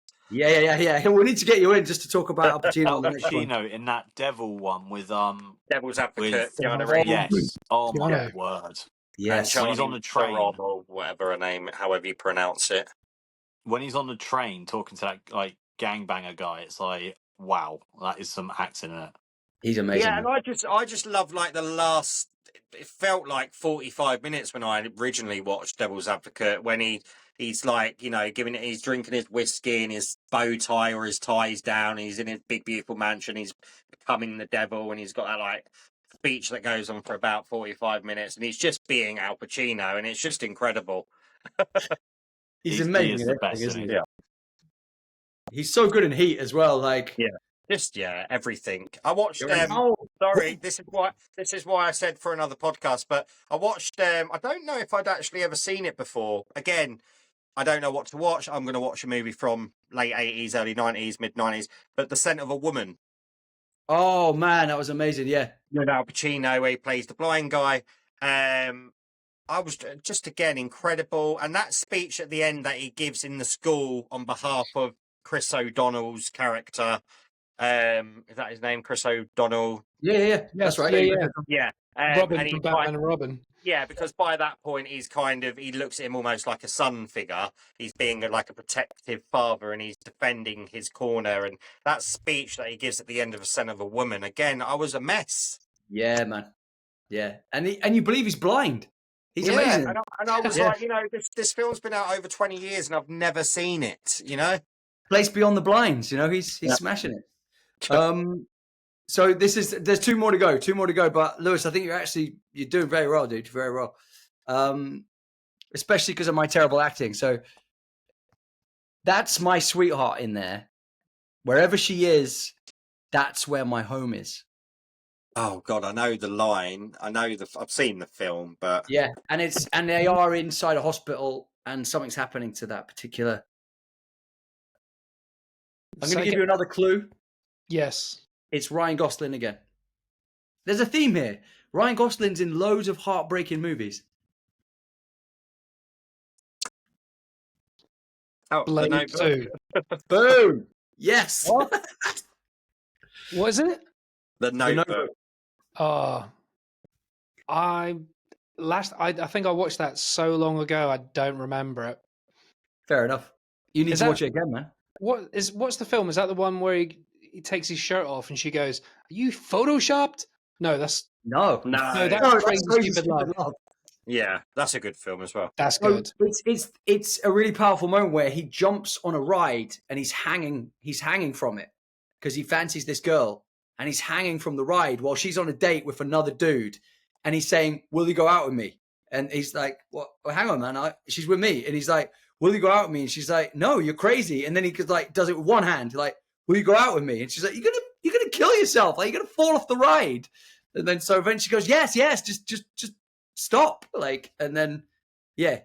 I don't want to generalize because it's just not facts, but I would be as bold to say that there's a lot of, obviously men and women, you know, boys and girls, or, you know, in today's society, however people want to identify as. 100%.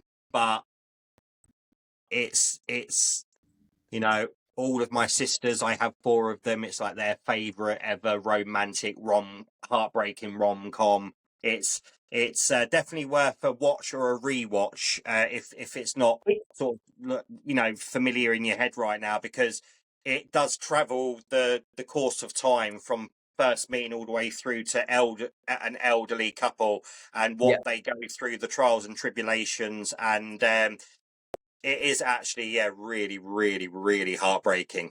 Yeah, it's really powerful and beautiful, and it puts a lot of men to shame, because especially when Ryan Gosling is topless, like, and he builds her a house, and you're like, I feel very inadequate now as a man because I can't even put up a shelf, let alone a whole house. So that's movies. Just I know, also right? on a side note, the other day I saw it a lot growing up, but Ghost, and haven't seen that for over 20 years, and Whoopi Goldberg and Demi Moore and that one scene in the alleyway where he chases off the burglar. Yeah.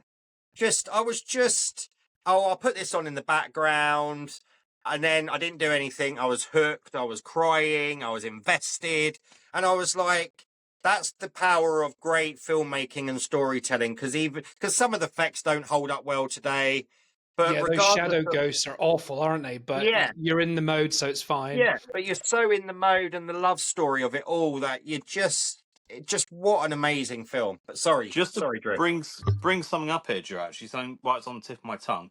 I was just about to. Yeah, go on. Just a random bit of movie style trivia. We're talking about emotional things. There's a program on BBC at the moment called Playing Nice. Yeah, man, with James Norton. He is also rumoured tipped to be the next James Bond, but it is amazing. I'm 2 episodes in, so don't say anything, but it is. And also, a little hats off and a well done to Silent Witness are still around after 30 years or whatever. Yeah. Mid-90s they started, and they're still incredible. But that on Playing Nice, that's dark. Guys, I was going to say Poppy Rowe, who was in one of our other episodes, not in our episode, but we mentioned her because she was in the plane one, the hijacker. Hijack With Idris Elba. She's in Play Nice. I love that. The hijacker. Hijack. Yeah, that one. Hijacker. That's when it's louder. It's about a hijacker. What is it called? It's called Hijack. Do you guys ever watch League of Their Own with James Corden and Jamie Redknapp and that? There's an episode of that where Jamie Redknapp's they've got these roller skate people on. They're all doing tasks, and he's like, "Oh, what's that film where they're on roller skates and there's a ball?" He's like, "Yeah, rollerball." And James Corden's like, "Oh yeah, that film with the ball, rollerball." So yeah, that film with the hijack on the plane. Oh yeah, hijack. Yeah. What's that film where the world's covered in water? Yeah, Waterworld. Waterworld. Oh, sorry. I'm thinking this is the game Titanic. Now. That was it. Oh yeah, Titanic. Yeah. This is quite a good game, to be fair. This is where James takes over the quiz, and it's kind of like 2 words sum up a film that you should know. Really, Drew's like, "What's that film where there's 3 men and they've got a baby, or a little lady?" I think that's it. 3 men, and a little lady. Yeah, nice. Okay. But yeah, that program on BBC, brilliant. Yeah. Thank you for that interaction there. That was nice, that interjection. This has been the longest quiz, but we're at the final stage, and I hope people have been taking account of how many you've got right. I should have been listening at this point, but that's fine. This is me going to do some more terrible acting, but I love this film. I'm going to tell you this one time, Jack fucking Twist, and I ain't fooling. What I don't know. All them things that I don't know could get you killed if I come to know them. And I ain't joking. It is like being in a room with Matthew McConaughey tonight. It really is. Jack. You listen to me, Jack fucking Twist. Jack Twist. I'm just going to take a random guess. Is it The Departed? No. I was literally thinking, is it the other one with Leo in? The one with... what's his face? It's Martin Scorsese. It's people. It's olden times. There's narrowing it down. There's people in the film with the butcher with Daniel Day-Lewis. Yes. Gangs of New York. Yeah, Gangs of New York. It's not Gangs of New York. Guys, remember the name of the quiz is famous tear-jerking movies. Oh yeah, it's a tear-jerker. Yeah, Emmanuel in Space. Is it Out of Mice and Men? No, but I should have done one. That would have been brilliant, mate. I should have done that. All right, give us the accent as well. Listen to me, Jack fucking Twist. Give us an actor, because Jack Twist sounds familiar. Yeah, give us an actor. Heath Ledger. Jack Twist sounds like rubbish Willy Wonka, doesn't he? Heath Ledger. Brokeback Mountain. Boom. I wouldn't have known that. I know you love that film. Sure, you wouldn't have known that. I honestly still haven't seen it. Sure, you wouldn't have known that. Sorry, guys. I haven't seen it either. Yeah, I've seen Oliver Strangers. That's gayer. Ken's not seen the whole film. He's only seen certain things. Well, listen. I just haven't seen it. It's actually a really good movie, to be fair. Yeah. Really violent as well. Brokeback Mountain is a really powerful film. That scene where he's on the phone to his wife, and she's saying how the tire blew, and then they showed him beating him with the tire iron. Oh yeah, that's brutal. Horrible, isn't it? Yeah. Hello, dog. Oh. Hello, doggy.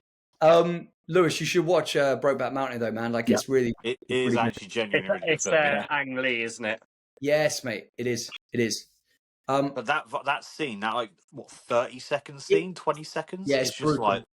But for me, I really think that, I mean, I think Jake Gyllenhaal's a brilliant actor as well, but he was amazing in for these two big Hollywood movie stars to make you believe that they both love each other as men and get up to some certain things in a tent on Brokeback Mountain. It is incredible acting. Like, it is, but it is heartbreaking because, spoiler alert, you love the men have for each other, and that's what breaks them, because they try to get back with women in their lives, but whenever they meet each other, they're like, all I want is you. And Hate to say it, but they are cheaters as well, though. So, yeah, it's awkward. Yeah, they're cheating behind their wives with their. The only thing I like about, well, again, I've not seen it yet, but I will. I'll try and watch it. Tell me where it's on, and I'll give it a go. But it's Heath Ledger when they were doing the press tour for it. He walked off so many times because people were trying to make a joke about it. Because it wasn't that long ago. When was it? It was 2005. 2005. Oh, That is a different world compared to where we're at now. Where we are today. Yeah, and you know, you can't. You could joke about stuff then, not in a good way. You shouldn't have been able to do it, but it was more common to do it then. You wouldn't do it today. You'd be like, "Oh wow, what before?" Like Andrew Scott in All of Us Strangers, and that, and Paul Mescal. That is very similar premise of film, just without the cowboys, and it is being held as one of the best performances of the year. It's Empire Magazine's #1 film of the year last year. but you've also got the Daniel Craig one coming out. I think Queer. yeah. But also there's so many of those type of stories coming out by big A-star Hollywood actors that are currently in production or in post-production or are already putting the trailers out. It's sort of, like you say, completely different world to 2005. Well, the other thing he was so good that he was just like, no, I refuse to even make light. Not that they weren't even being that homophobic. They were just having a little tease, and he was just like, "Stop you there," and he was like, "Okay." He just walked off. Has anyone seen the new Guy Ritchie film with Jake Gyllenhaal in yet? Because that came out last week. I don't think it's out yet. It's not out yet. Is it not? No. Nope. The thing though that I was going to say that's really heartbreaking though about, for me, that's even more poignant about Brokeback Mountain was, sadly, when Heath Ledger died. I remember coming out of drama school, and all the newspapers in all of the boxes around town was the shot of him from Brokeback Mountain.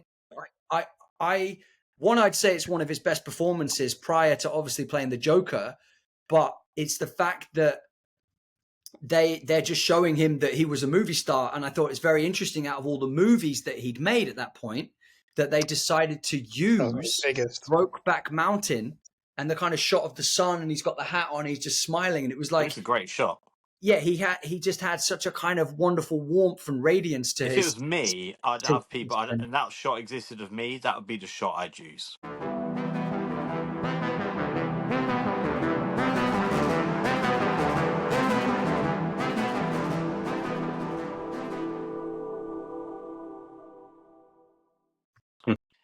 But to go to like Lewis's poster, like Heath Ledger, the Joker, he's clearly a fan, and The Dark Knight. It's a good picture. Is that one of your top films, Lewis? Or is that like in there at all? Well, yeah, that's sick. Did someone paint that for you?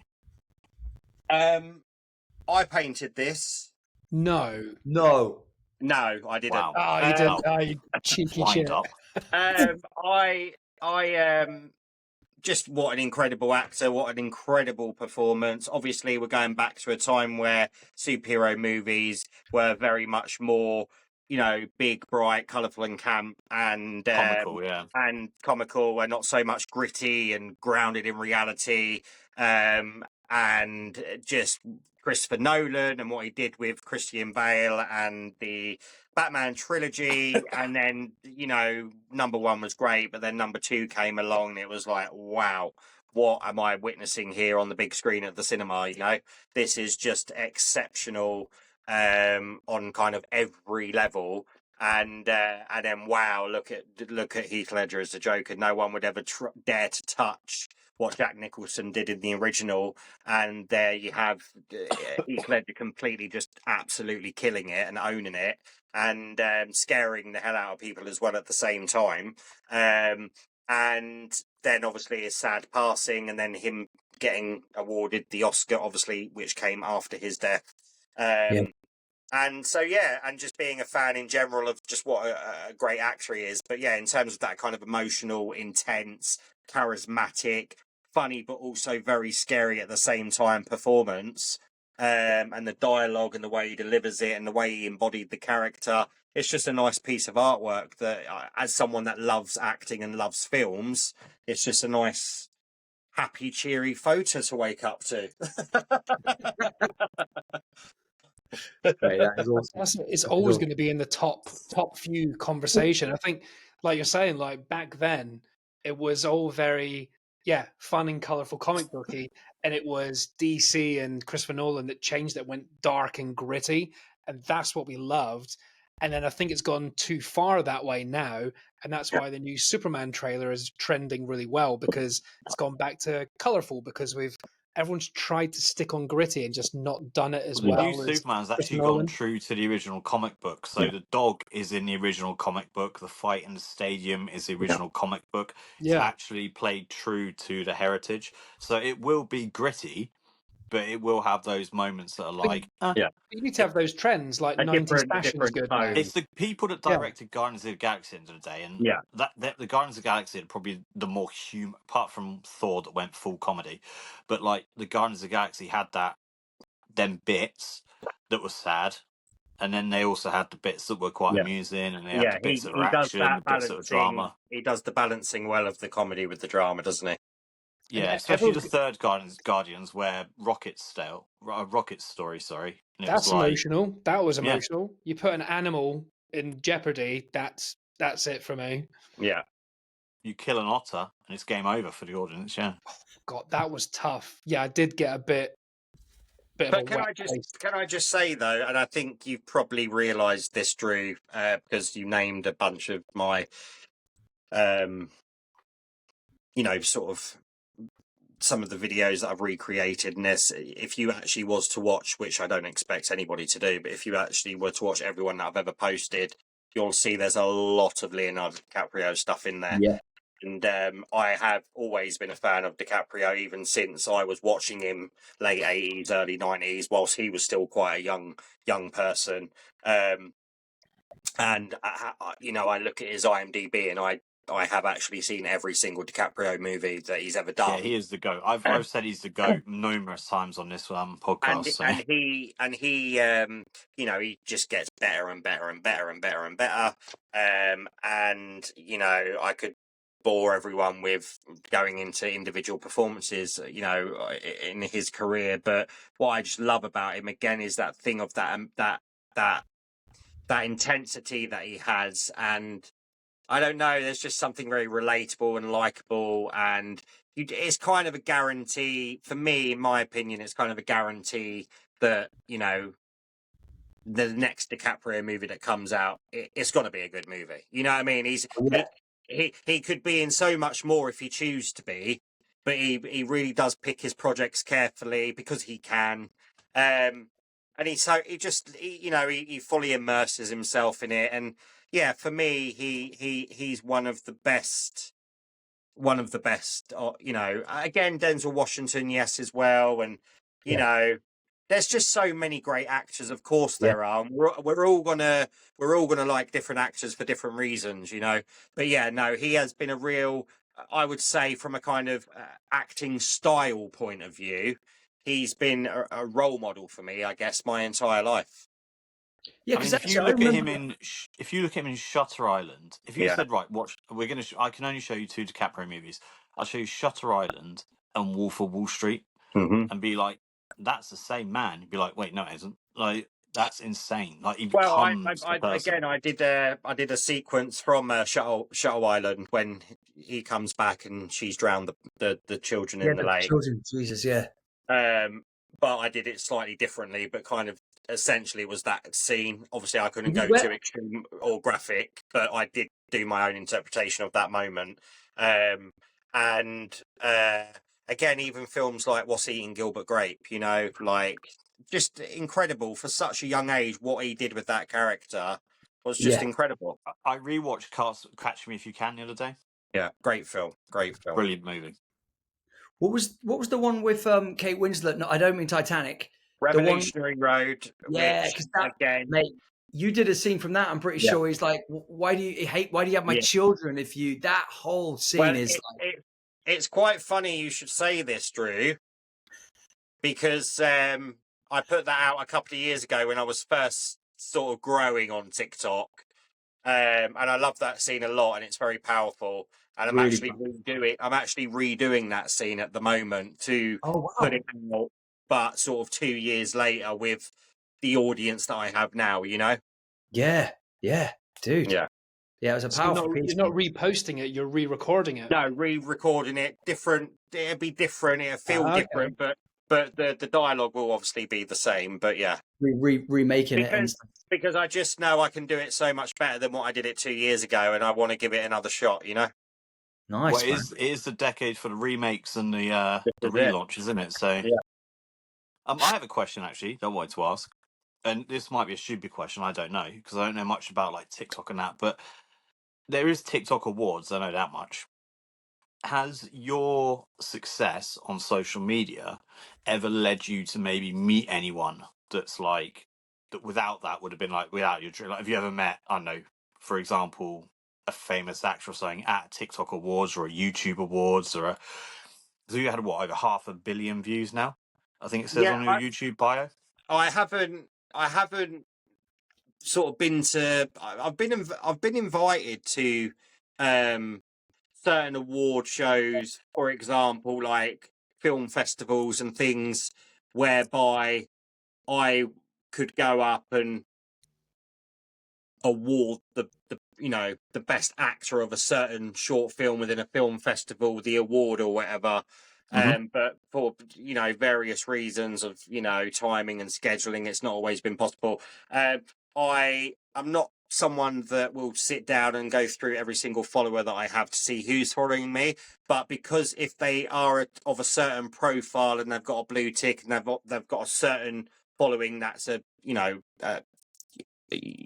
significant amount of people following them, famous people, celebrities, whatever, they kind of fall into a different part that you can look at who's following you, on Instagram. And I certainly am followed by celebrities and famous people, and certain famous people have reached out to me and told me that they really love what I do. For example, the kid from It and from Shazam, the kid on the the crutch in Shazam, the one that's got like the thing going on with the leg. The main young lad with the curly hair that was in the It movie. Yeah. Annoyingly, I haven't seen Shazam, but I recently watched Black Adam and thought it was actually all right. And it's a similar sort of universe. Yeah, I mean, he messaged me on Instagram, was like, Lewis, just keep it up, love what you do. And then I had another actor message me from America, and when I DB'd him, I forget his name unless I go into my DMs, but it's Zachary like... Levi's the main guy in it. Yeah, Zachary Levi's the main guy, Shazam. So you all know this, Kevin. I feel like you're a man that will know this. So again, I should know this because this guy follows me and he's an Oscar-winning film director. Wow. On Instagram, he follows me, and he's Swedish, and he has, the avalanche scene where the father and the wife and the children are like having dinner outside and they see the avalanche, and it's kind of satirical, a bit comedy, where the father then runs off and leaves his wife with the kids. Yes. That famous scene. It's got the director of that, Rubin something, but he's currently making. So he started following Ruben Östlund. him, yeah. So he started following me, and then shortly after, his production company reached out to me because right now, at that point, they were in pre-production, but right now they're in production of a new movie with Keanu Reeves, Woody Harrelson, Mary Jane from the original Spider-Man movies. What's her name from Civil War? Emma Stone. No. No, the original marriage. What is it? Tobey Maguire From Jumanji, you know. Yeah. Karen Gillan. No, Karen Kirsten Gillan. Dunst. Kirsten Dunst. Kirsten Dunst. And a bunch of other people, famous people, and it's called The Entertainment System is Down. I'm giving you some inside information here, guys. Yeah. It's called The Entertainment System is Down, and it's all filmed on a plane, this really high-end, advanced plane. And his kind of style is he does that real truthful look at the everyday person and how they interact and, you know, react. And it's about, they're on this long haul flight, and the entertainment system goes down. And so it's about, what does that mean for people today on a long haul flight? People have to turn to each other, start talking to people they probably wouldn't have started talking to on a long haul flight if they had headphones and a movie to watch, you know? Wow. Or people are then going to sort of get onto their phones and scroll down social media because that's what they would do and whatever. And the production company reached out to me and said that the one where I'm a soldier in the car, which went viral, where I'm breaking down, and they said, you know, on behalf of the director, he's asked me to reach out to you. He loves your clip on Instagram of this particular clip. And one of the characters, because this is what the story is about, and about them people needing to sort of depend on their phones and scrolling down social media. One of the main characters in the opening of the movie is scrolling down his phone on social media, and we would love to buy the rights for that Instagram video of the soldier breaking down. Oh, that's amazing. It was. And so obviously I was like, God, that could be Keanu Reeves' character looking at that or whatever, you know? And then months went by and we was kind of back and forth. Oh, we're really early stages of pre-production and we're not, but we're sort of going to sort of figure out, we've got to have meetings and that, but I'll come back to you with an offer in terms of what we would be willing to pay, etc. And, you know, I was just very excited about the whole concept of, you know, just it being included in that movie. And then a lot of time went by, and I've seen through following him on Instagram and seeing his stories that they're now kind of, the sets have been built, the plane's been built, and they're starting production, and it's went really quiet from the communication point of view. So I did a chase up like last week. You know, are you still keen on using it? And if so, you know, could we discuss it further? Like, I really would love for this to, you know, happen. And then the company have kind of got back to me and said, we no longer think we're going to be needing to include it in the movie. It's a disgrace. We'll boycott that film. Yeah, but things could change along the way once we get into post-production. So we'll obviously stay in touch. And I just thought, damn it, you know, but it was still nice to have that, really, to answer your question, that there are opportunities that present themselves to me through the recognition that I'm receiving through my content online. And also, I've been on some incredible podcasts, well-established podcasts, you know, any kind Not of this thing. one. No, but anything that I've done, really, anything that I've left my house for, I've collaborated with some really other well-established social media creators and influencers that have big followings. So we've been able to share each other's followings and introduce the followings to each other. Any opportunities like that have happened has all been because of how things are going for me doing what I'm doing. So hopefully I'm just waiting for a phone call, you know, from a certain, you know, DiCaprio or Spielberg. And saying that Scorsese's going to give I've you got a to say call. one thing that's super refreshing about what you just said is, obviously, I really hope you get the part and stuff in that. but it's really nice to hear about someone filming a movie about a long haul plane flight or a long train drive or something, and it's not about Liam Neeson trying to catch a terrorist.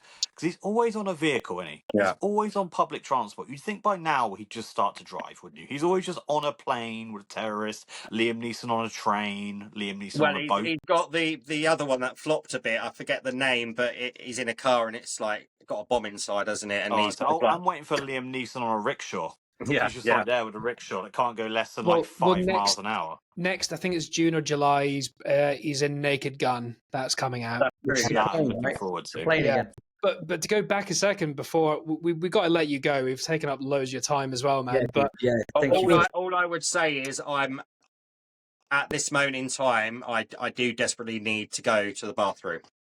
yeah, we should cut this short. I was Let's just throw going up. to say before we go that Ruben Östlund director, it's Force Majeure is the film we were talking about. Yeah. He also did the film Triangle of Sadness. If you've seen that. That was unbelievable. He does films in situ where horrors happen. Like the new film you mentioned, it's described as the horror of being bored on an airplane. There we go. People are going to die. It's going to be violent. Triangle of Sadness has got that Harris Dickinson, who's with in the new Baby Girl film. Baby girl, yeah. With Nicole Kidman. And that film is about being stuck on a boat with influencers and rich people. And it's full of vomit and blood and murder just because they're bored, basically. Sounds like the best version of Big Brother we could possibly hope for. Yeah. Well, I Drew, thought- do you want to end things? Because Lewis. Yeah. we need Well, to I was go just away. going to say, I thought they were going to cast you as like the air pilot, and you just be crying because like it's about to go down, and you just get this wonderful. But it's nice to have those eyes on me, you know, that are Yeah, like man, looking at me 100%. and thinking like, Yeah, keep an eye on this guy, you know. Something's going to happen in the future, 100%. 100%, dude, 100%. But yeah, look, Lewis, I just want to say thank you so much, man, for coming on and blessing us with your time, man, and hanging out with us for a couple of hours and carving out that time. And we're really grateful, man. I hope you've enjoyed yourself here and had I fun. love it. And I know you guys are sort of starting out, you know, with the podcast, and you know, I'm gonna when it's out there on Spotify, YouTube, and Instagram Reels, etc. I will do a lot of advertising and lots of stories with links to YouTube, etc. So I will really push this episode out and your links to your platforms to my audience once it's out there. So like I say, I would have done the pre advertisement, but obviously it fell on the day when I was hiding away from the internet. So Yeah. No, man, that's very kind. No, we This, really- Well, hopefully we get a part 2 down the line because that'd be cool. so be in a week's time. But Okay. I'll end it, if you don't mind, if you have to nip for Lou, if I press stop, it would just need a few seconds to upload. So feel free to pop to Lou, come back and say goodbye, and then we'll end it then, if that's cool. yeah, of course. What Yeah. now? So I'll press stop and then Yeah. you can go off, but don't log off yourself yet, just for a minute. Thank you. Yeah, of course. But yeah, Drop we'll off end a it log. when Drew did his better ending. I don't. Not my garbled ending. But yeah, thanks, Lewis. Go for a wee. Thank you very much. Thank you. This has been Rage Whale. Thanks for hanging out with us. We hope you had a whale of a time.